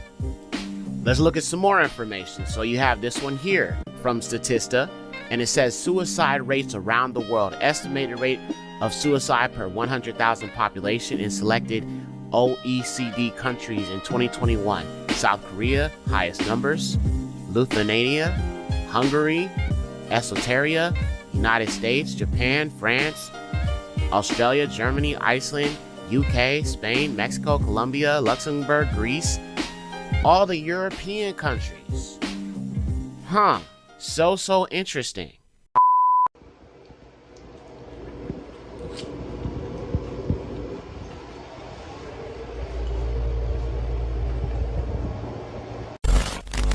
Give me the refund. I can't do a refund. Does that make sense? No, it doesn't. I can't do a refund. I can't give you a fucking refund. My card! My card! You're stealing it! No, I'm not! Give me my card back! Oh my god! I'm calling the police! Oh, I am! I'm calling them right now! What is your name? My name's Alex! You are... No, I'm not, ma'am. I am so sorry about this. I am so sorry. They charged me $37. Oh my god! I'm so sorry. That's a lie. Please back up. Sir, my name is Bridget Hamill. I'm trying to get a refund. I'm calling the police. Since 1960, more than 1 million whites have left New York City. The black and Hispanic population has grown, by almost 1 million, and it's still growing. This is Rosedale, a community of 6,000 families in the far southeastern pocket of the borough of Queens. To the passing eye, it seems quiet. Modest 1- and 2-family homes with fenced-in lawns and tree-shaded streets. The people who live here are almost all white, working-class Americans of Italian, Irish, and Jewish roots. They've worked all their lives to afford these homes. Many came from the inner city, refugees from neighborhoods in the Bronx, Brooklyn, and South Jamaica. Neighborhoods they saw changing and dangerous to live in. These people saved their money and made their escape to what they called the last frontier in New York City, to Rosedale, to what they hoped would be a safe and quiet life. In the early 1970s, a few middle-class black families with very much the same idea in mind began to move to Rosedale too.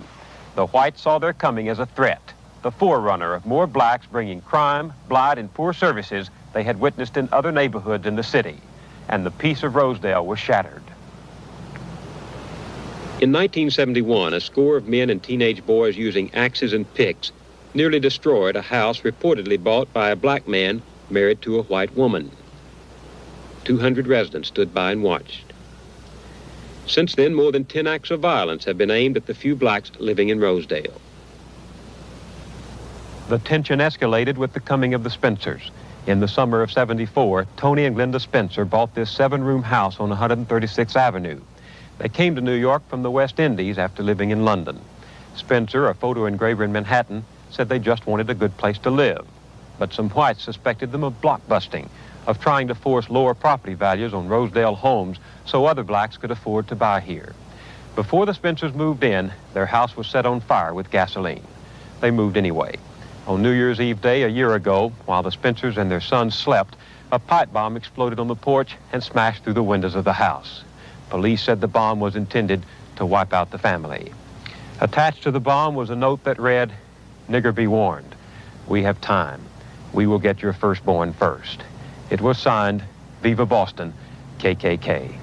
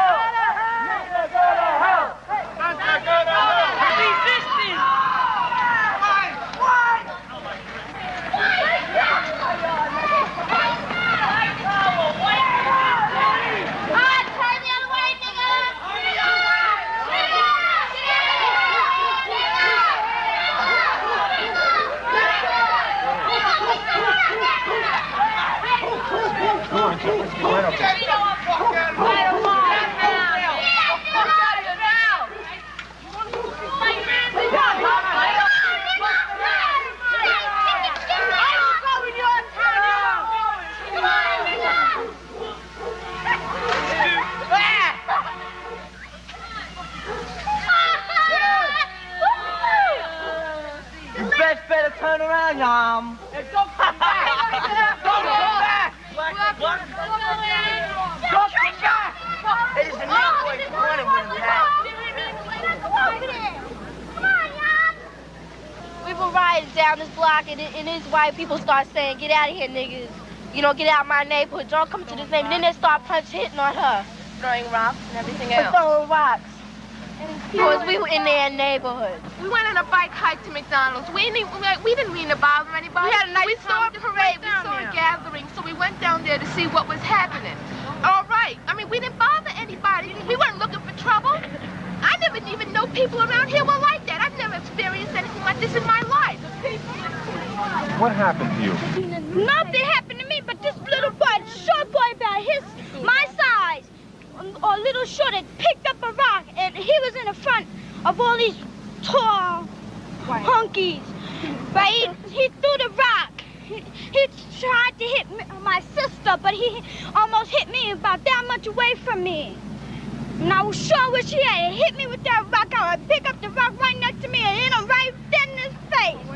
They always say niggas are doing everything. They always say weirds doing everything, right? We didn't, every time the white people come down the block, we don't push them out their neighborhood and throw rocks and start hitting them. We don't bother the white people around our neighborhood, but when we get in a white neighborhood, they just push us out. Yeah. Everybody with us, we're nothing, you know, we're a piece of dirt, dogs. I mean, that's the way you treat an animal. I mean, God, we're human beings. Yeah. You don't treat other people like that. It's just wrong. Black, white, I don't care. A person is a person. Skin should have no bearing on how you treat a person. That's just wrong. I hate their goddamn guts. You don't hate them. I can't say that I hate them. I can't say that it's totally the kids' fault. I mean, I'm sure their parents had some bearing on the way they feel and everything else. I think it's just the system. I don't know. I can't say that I hate them because I don't hate anybody. Do you forgive them? No. No. Can't take back no hurt. But they gonna always do that. They always spit on us like we some dogs. They always gonna spit back on them. Ain't nothing gonna change. Turning now to a safety alert after a Pembroke Pines man is arrested in a child pornography investigation. And we've learned he works at a South Florida airport. And Local 10 News reporter Leanne Morahone is live outside the jail in Fort Lauderdale with the very latest on this one. Leanne.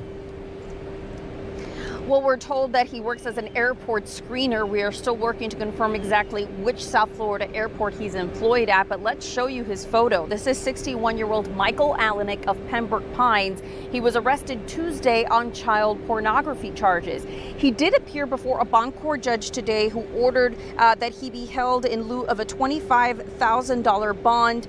He is eligible for pretrial release. If he does post that bond, he will have to be equipped with a GPS monitor, will not be allowed to have any devices that can connect to the internet, among some other conditions. Now, we do understand that this stems back from allegations in December of 2020. During this investigation, they did obtain a search warrant. In that process, investigators found 39 files of child pornography. Again, he does work as an airport screener. We understand that he does not have any prior arrests, but obviously these are very disturbing allegations. Back out live, we can tell you that records show he is still here at the Broward County Jail, and that Pembroke Pines police still want to hear from you if you have any information on this person or the allegations against him, anything relating to this case. They want to hear from you. Go ahead and call the Pembroke Pines Police Department, specifically their Special Victims Unit. For now, we're live outside the Broward County Jail in Fort Lauderdale. I'm Leanne Morahone.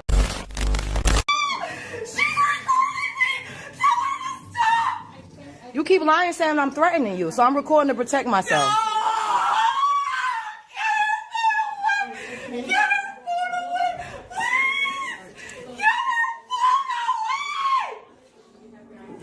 Can you please stop recording?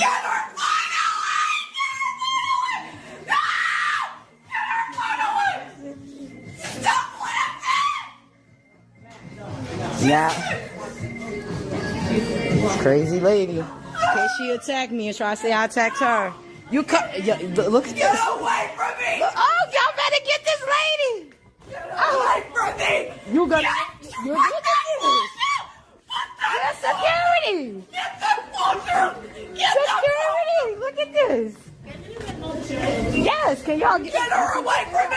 Get her away from me! Lord have mercy. Get her away from me! Get her away from me!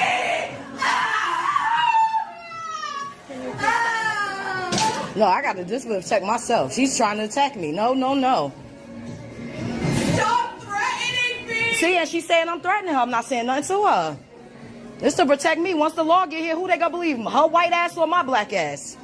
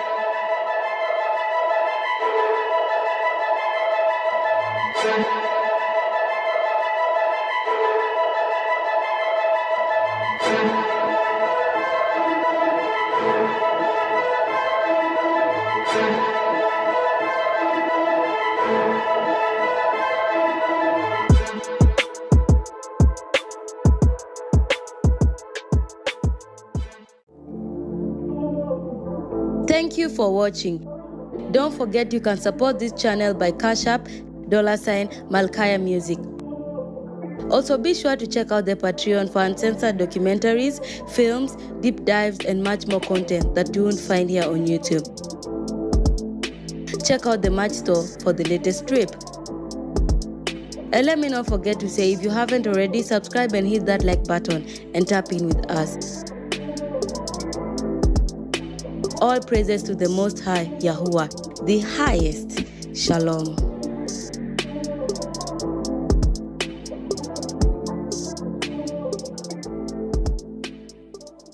Some viewers may find this disturbing. Viewer discretion is advised.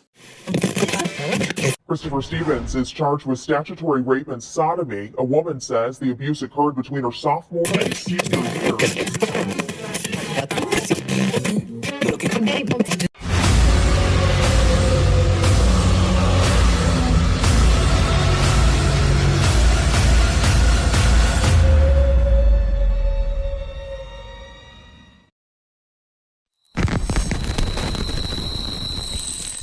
A 14-year-old girl weighing just 35 pounds. That's what emergency crews found when they were called to this Wisconsin home. It landed 4 adults behind bars facing multiple charges of child neglect. I'm Emily Matesic with Fox 11 News. Outagamie County officials are saying this is one of the worst cases of child abuse they've ever seen. I'm going to take an in-depth look at what prosecutors say the girl went through in that house. We should warn you, some of the details of this case are disturbing. Quite frankly, these allegations before the court today are incredibly disturbing. And it's alleged that the minor child was, quite frankly, living in a house of horrors. The victim was removed from the home in August. In addition to being severely malnourished, the girl suffered from multi-organ dysfunction, including respiratory failure, cardiac dysfunction, severe acute hepatitis, and pancreatitis. Her condition so severe, doctors and nurses didn't know if she would survive. I was able to observe photographs of her, and she looked like a skeleton. She was just literally skin and bones at 35 pounds. These are the suspects, all arrested in November. Walter Goodman, who is the victim's biological father, his wife Melissa Goodman, along with her adult daughter Savannah Lefevre, and Lefevre's partner Kayla Stemler. They're all charged with multiple counts of chronic child neglect, both physical and emotional. The criminal complaint says the victim went to live with her father in 2020 after he said the girl's biological mother went to jail. It was shortly after arriving at her father's home that the victim made her last trip to the doctor. At the time, she was attending school virtually because of COVID. And while the complaint said she was enrolled virtually again for the 2020-2021 school year, the following year she was reportedly being homeschooled. She was neglected for a number of years. She has not gone to the doctor since September of 2020. She has not been in school since COVID. Walter Goodman told authorities his daughter was autistic and she didn't eat or sleep. He said that they did offer her several meals a day, but because she didn't eat or she didn't sleep, she burned extra calories, and that's why she wasn't gaining any weight. Now, text messages between the adults in the house tell a different story. Kayla Stemler texted Melissa Goodman, writing, "Just so you know, MJG, who is the victim, was taking more than one bite at a time, and when Savannah confronted her, she continued to argue with her, so I used the belt." Melissa Goodman responded, "That's fine."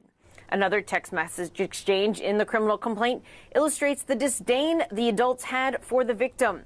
As Kayla Stemler was caring for the victim, she writes, "I've only had her since Saturday, and I'm so mad to the bone. I don't know how in the world you do it."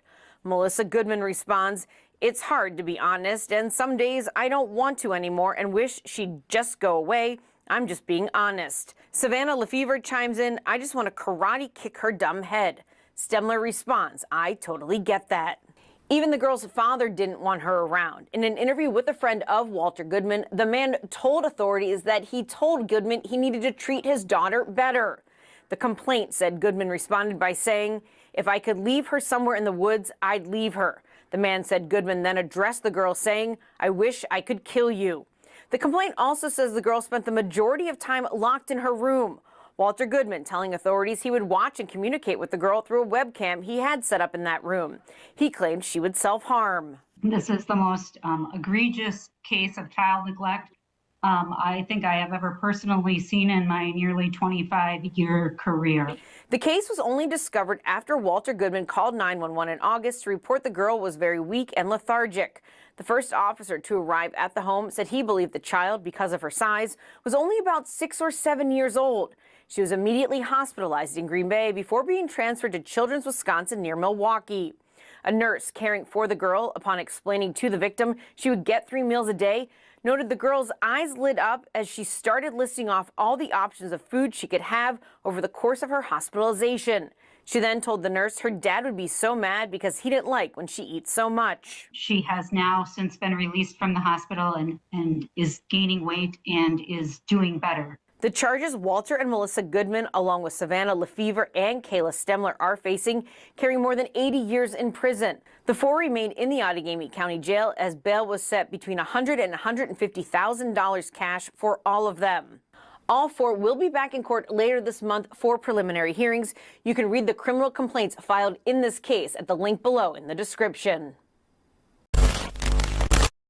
We remind the audience that the group NAMBLA, who are the focus of this film, claim to take their inspiration directly from Alfred Kinsey. And while many in the gay community would deny that homosexuality is linked to pedophilia, it is worth noting that the very founder of the gay rights revolution, Harry Hay, consistently advocated the inclusion of NAMBLA in gay pride parades. In fact, here is a photo of Hay marching in a parade with the words, "NAMBLA walks with me," written on his back. Needless to say, Hay had been persuaded by his chief influence, Alfred Kinsey. Like Kinsey, many pedophiles refuse to acknowledge that their sexual involvement with children qualifies as child molestation. Kinsey said some of the most brilliant things imaginable about that.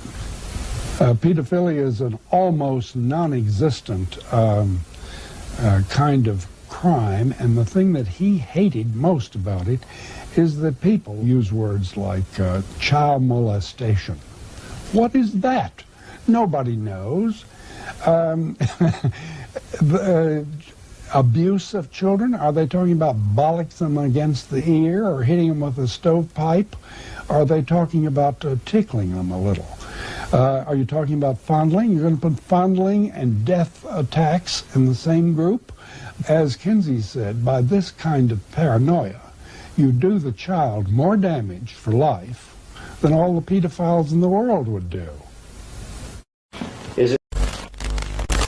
What do you want to be when you grow up? A murderer, because I like killing. My brain tells me if I like killing or not. I like killing because when I first watched my grown-up killing show, myself started to like killing, and then my brain started to like tell me what to do with killing in it. So I like murders and I like killing in my life. I'm gonna kill everybody in the world except for my family because they just didn't do anything to me. I just like killing. So just any type of person, it doesn't matter?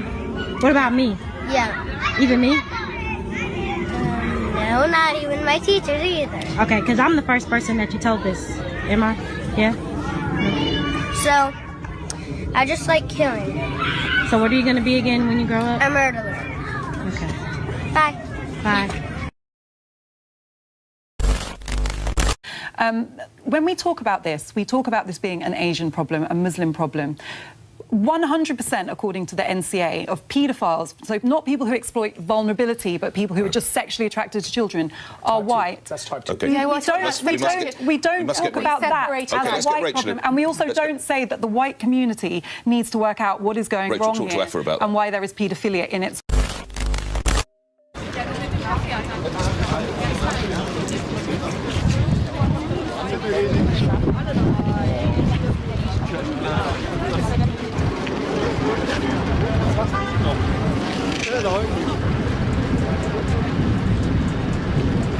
Once I had a sexual relationship with an animal. It was a dog, a male dog, who was who used me, let's say. And in the moment I'm living together with a German Shepherd bitch. For me, it is far easier to build an emotional relationship to an animal than to a human. And so for me it's even easier to have some sexual contact with an animal than with a human. Ja, Hunde gucken nicht.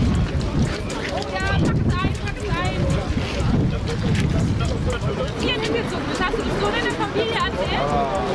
Das akzeptieren und fertig. Das ist das ganz normal. Welche Tiere fühlst du dich denn mitgezogen? Oh, so toll. Ich bin nicht zu Pferde mitgezogen, aber da ist es.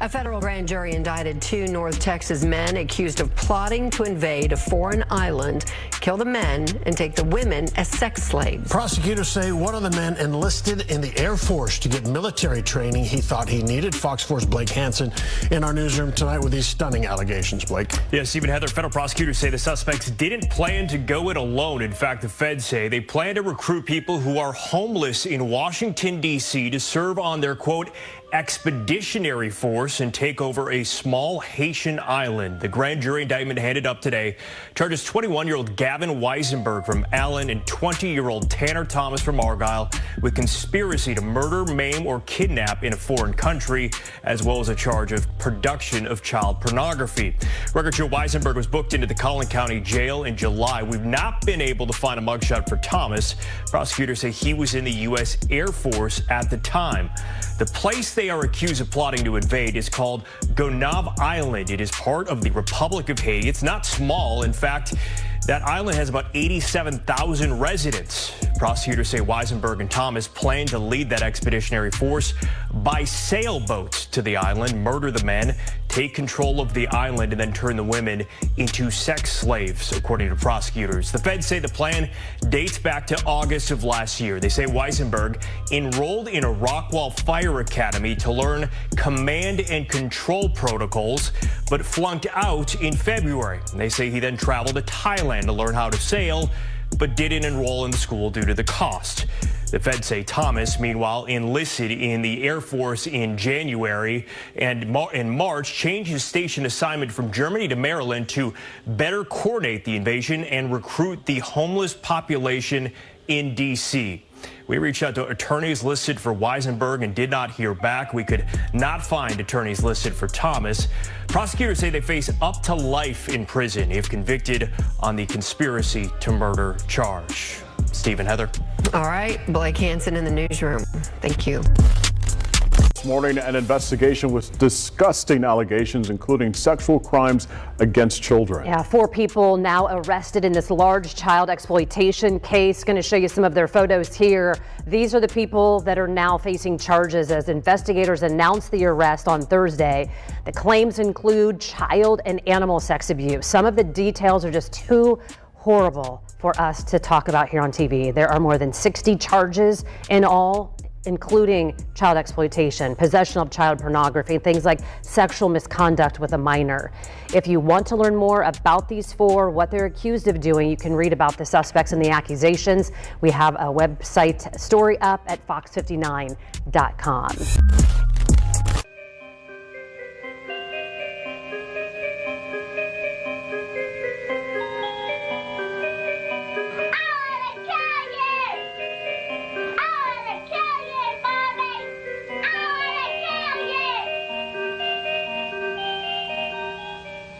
The program you are about to see was compiled from the actual therapy tapes of Dr. Ken McGidd, a clinical psychologist specializing in the treatment of severely abused children.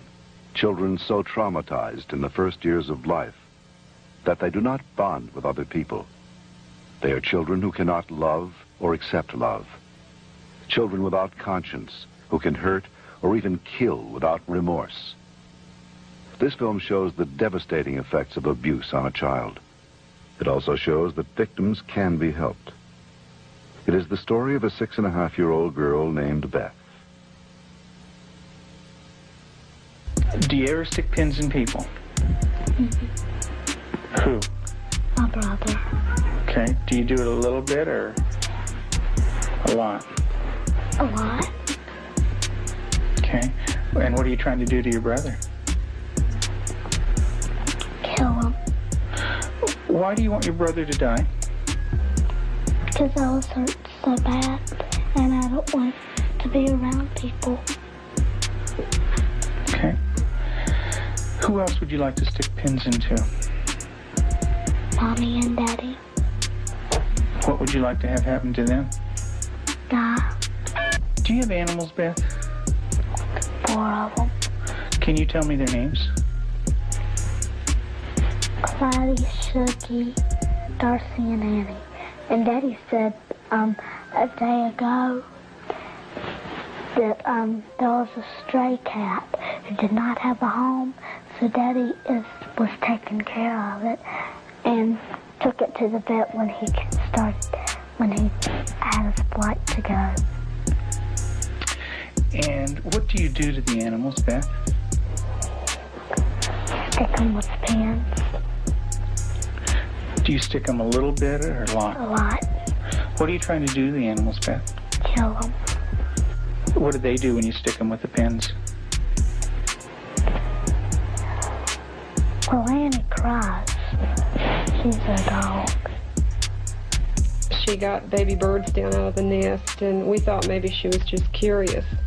So we explained that she could hurt them, put them back, and went through a whole sitting down and talking to her about the problem of it. And the next day we went out to check the baby birds, and they were on the ground dead with their necks broken. So who are you, We were just gonna hang out, that was it. But how old were they? She told me she was 19. No, how old did she tell you? You can just talk with us for a minute. I'm not gonna do anything. We're not the police. We're not the police, right? We're not gonna do nothing. But we're not gonna hurt you or nothing, okay? We just want to talk. Why you're out here? What's going on? She just wanted to hang out, that was it. Have you ever hung out with somebody this age before? No. Did you have sexual intention? No. So why did you text sexually? You texted about coming, kissing nipples. We were just sitting there just talking. How come you sent her a lot of gifs of 2 girls kissing? That's just a AI thing. But why would you send that to somebody you have no intentions with? I was just, having the conversation. That's it. I had no intentions of doing anything. But do you normally talk to 15-year-olds like that? No, I never do. Then why did you this time? I thought that she was being cool about it. But why would a 15-year-old be cool? I didn't know I was going to be set up for this shit. Well, why would you not expect that when it's a 15-year-old girl? I didn't mean to do anything. But you're having a 15-year-old girl come to your house. I know, I'm sorry. But do you not see how that looks? Yes, So, okay, I have a question for you, okay? So what do you think about other people that have 15-year-olds come over to the house? What do you think should happen to them? Should they go to jail? Do you think it should be okay? It's not okay. So what do you think should happen to them necessarily then? They should be punished. Okay, what kind of punishment do you think they should get? Go to jail? Go to jail.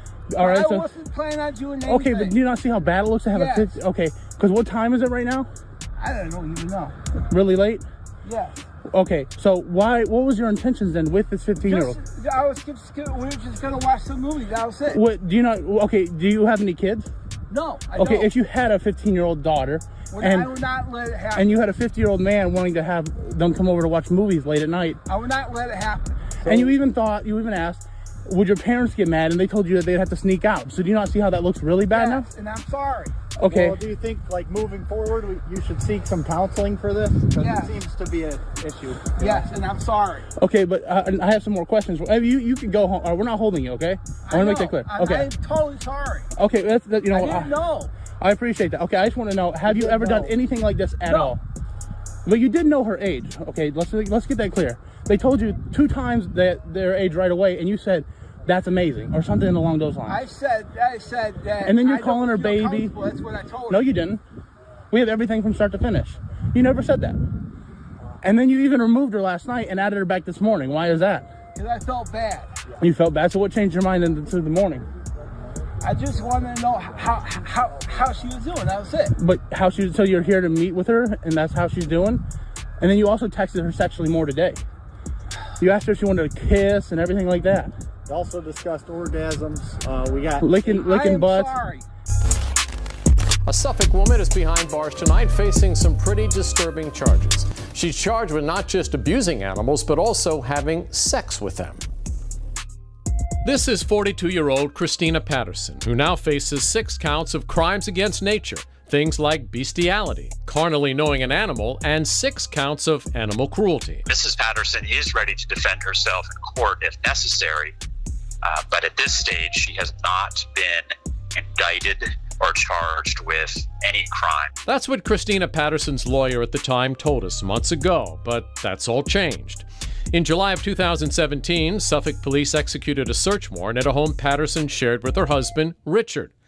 A host of law enforcement agencies were there and seized computers and videos of the couple engaged in sex acts of bestiality. Andrew Sachs is Richard Patterson's lawyer. The conduct of 2 consenting adults in the United States of America in the privacy of their bedroom with respect to their sexual activities is nobody's business. Sachs' recent argument to 13 News Now will be tested in court. Richard Patterson's currently behind bars facing gun charges, and we're told any additional charges for sex with animals would move forward after that matter is dealt with. As for the search warrant used to go through the couple's home and collect the animal videos, Andrew Sachs told us recently he has questions about whether it was an overreach. Well, you say the word pedophile, and a lot of words probably pop into your mind. Words like predator, molester, abuser. They are the most reviled people on the planet. But I'm going to ask you tonight to listen to this man try to with an open mind. He is a self-described pedophile who believes his online support group called Virtuous Pedophiles may hold the key to protecting your kids. You describe yourself as a pedophile. You admit that you are a pedophile. Yes. And what does that mean to you to be a pedophile? It means that my primary sexuality is towards children. It does not mean that I act on that attraction. I don't. It does not mean I use child pornography. I don't. What you're saying is you're a pedophile who's never acted on that desire. That's correct. As a pedophile, then, when you walk down the street and you see a child, is it a constant containment that you have to do to not offend? No, not really. If I'm in public and I see, I might register them as attractive, and it stops there. I don't dwell on it. I just go on about my day, and that's the end of it. What does it mean to be a virtuous pedophile, and what is your organization all about? Basically living within the law, respecting society's mores and their position on this issue, and first and foremost, doing no harm. We try to present this message of, basically that even though you have the attraction, you can manage it, you can live with it. If you have trouble with that, we will help you. We help each other. We have a rule at VRPED. If it's something you wouldn't do with a child while the parent is there, then it's something you probably shouldn't do if you're alone with the child. If there was one thing that you wished people knew about what it means to be a pedophile, what would it be? Well, the main thing is just that by persecuting us, by trying to treat us as as a ticking time bomb, they're not helping kids, because what they end up doing is they end up pushing us underground. Pedophiles who are stressed out, who are lonely, or who are feel isolated, are more apt to act out. So when society treats us that way, they're probably not helping kids. They're, in a way, they're actually doing more. Racism is about jealousy. If you think that's a reductive statement, please stick with me. When I say jealousy, I'm talking about insecurity, which is really what jealousy is, but I think it's easier to understand if I say insecurity rather than just jealousy. Because we know from appropriation that we are very jealous of other cultures. Why would we want to listen to the music, eat the food, wear the clothes, do the hairstyles, have everything, the language, but not give credit where credit is due and not uplift the people who created it? White people are so lost in feeling like they don't have a connection to culture, especially many of us who are very far removed from our European roots. And I think the need to fill that space and that insecurity of this lack of culture and lack of something to call our own is often filled with cultural appropriation and the idea that being white is superior.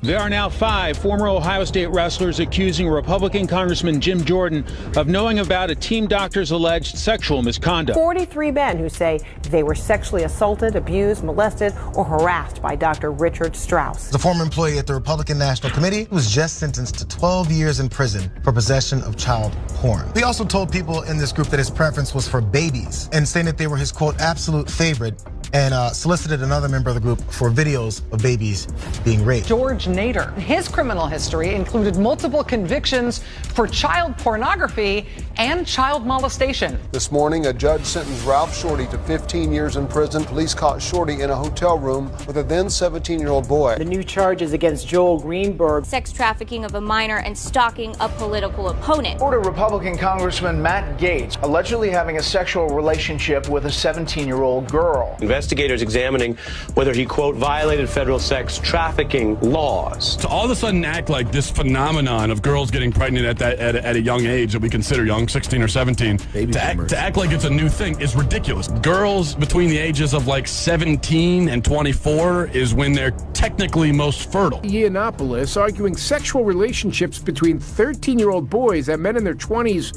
could be consensual. Some of those relationships between younger boys and older men, the sort of coming-of-age relationships, the relationships in which those older men help those young boys to discover who they are. Back in 2004, Lauren Boebert's husband, Jason Boebert, was arrested for indecent exposure because he decided to reveal his penis to waitresses. Turned out one of the waitresses was 17. 33-year-old reality TV star Josh Duggar is in serious trouble, charged with receiving and possessing child pornography. Duggar was taken into federal custody, accused of downloading child sexual abuse material online, showing children under the age of 12. 3 women accused a Tennessee state representative of abusing them when they were teenagers, and he was their high school basketball coach. Not only did the Republican stay in office, he was reelected, and he was just named chairman of a key state House education subcommittee. State representatives in Tennessee have been working on a bill that's obviously a Republican-dominated legislature.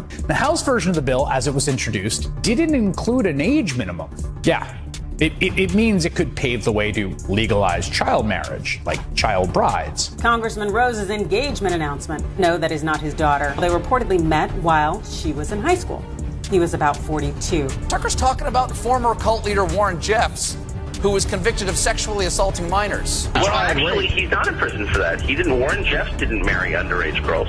No, he's in prison for facilitation of child rape. Whatever the hell that means, the rapist in this case has made a lifelong commitment to live and take care of the person. So it is a little different. A man running for a college district's governing board arrested for masturbating on a campus. A Maricopa County College police officer found Randy Kaufman with his pants down, masturbating in his truck at 4:30 in the afternoon in the Rio Salado College campus. The parking lot just feet away from a preschool and child care center where kids were outside playing. A former Trump official who has pled guilty to child porn charges. He is a former Commerce Department official in the Trump administration, sentenced to a 5.5-year prison term after pleading guilty to possession of child pornography. This is Adam Hageman. Tony Lazzaro allegedly gave underage girls expensive gifts and money in exchange for sex. He is charged with sex trafficking. A former Florida Elections Commission attorney pleaded guilty today to conspiring to distribute, receive, and possess child pornography. Prosecutors say Eric Matthew Lipman shared the videos on a file hosting site. He faces up to 20 years. The stunning political scandal that is rocking Capitol Hill. Republican Congressman Mark Foley abruptly resigned Friday after questionable emails he sent to a teenage boy. Dennis Hastert convicted of a financial crime, part of a scheme to mask something more egregious, his molestation of children. A former member of Governor Ivey's staff was arrested for child solicitation charges. This is a 36-year-old Chase Tristan Espy. He was charged with electronic solicitation of a child. Roy more defiant as more accusers step forward, alleging sexual misconduct. This is the shopping mall where some say it was common knowledge and not a big secret that Roy Moore would flirt with teenage girls when he was in his 30s. One accuser says that Moore initiated a sexual encounter back in 1979 when she was just 14 years old. A jury found Ghislaine Maxwell guilty of 5 out of 6 federal charges, including sex trafficking of minors. I've met her numerous times over the years, especially since I lived in Palm Beach, and I guess they lived in Palm Beach. But I wish her well.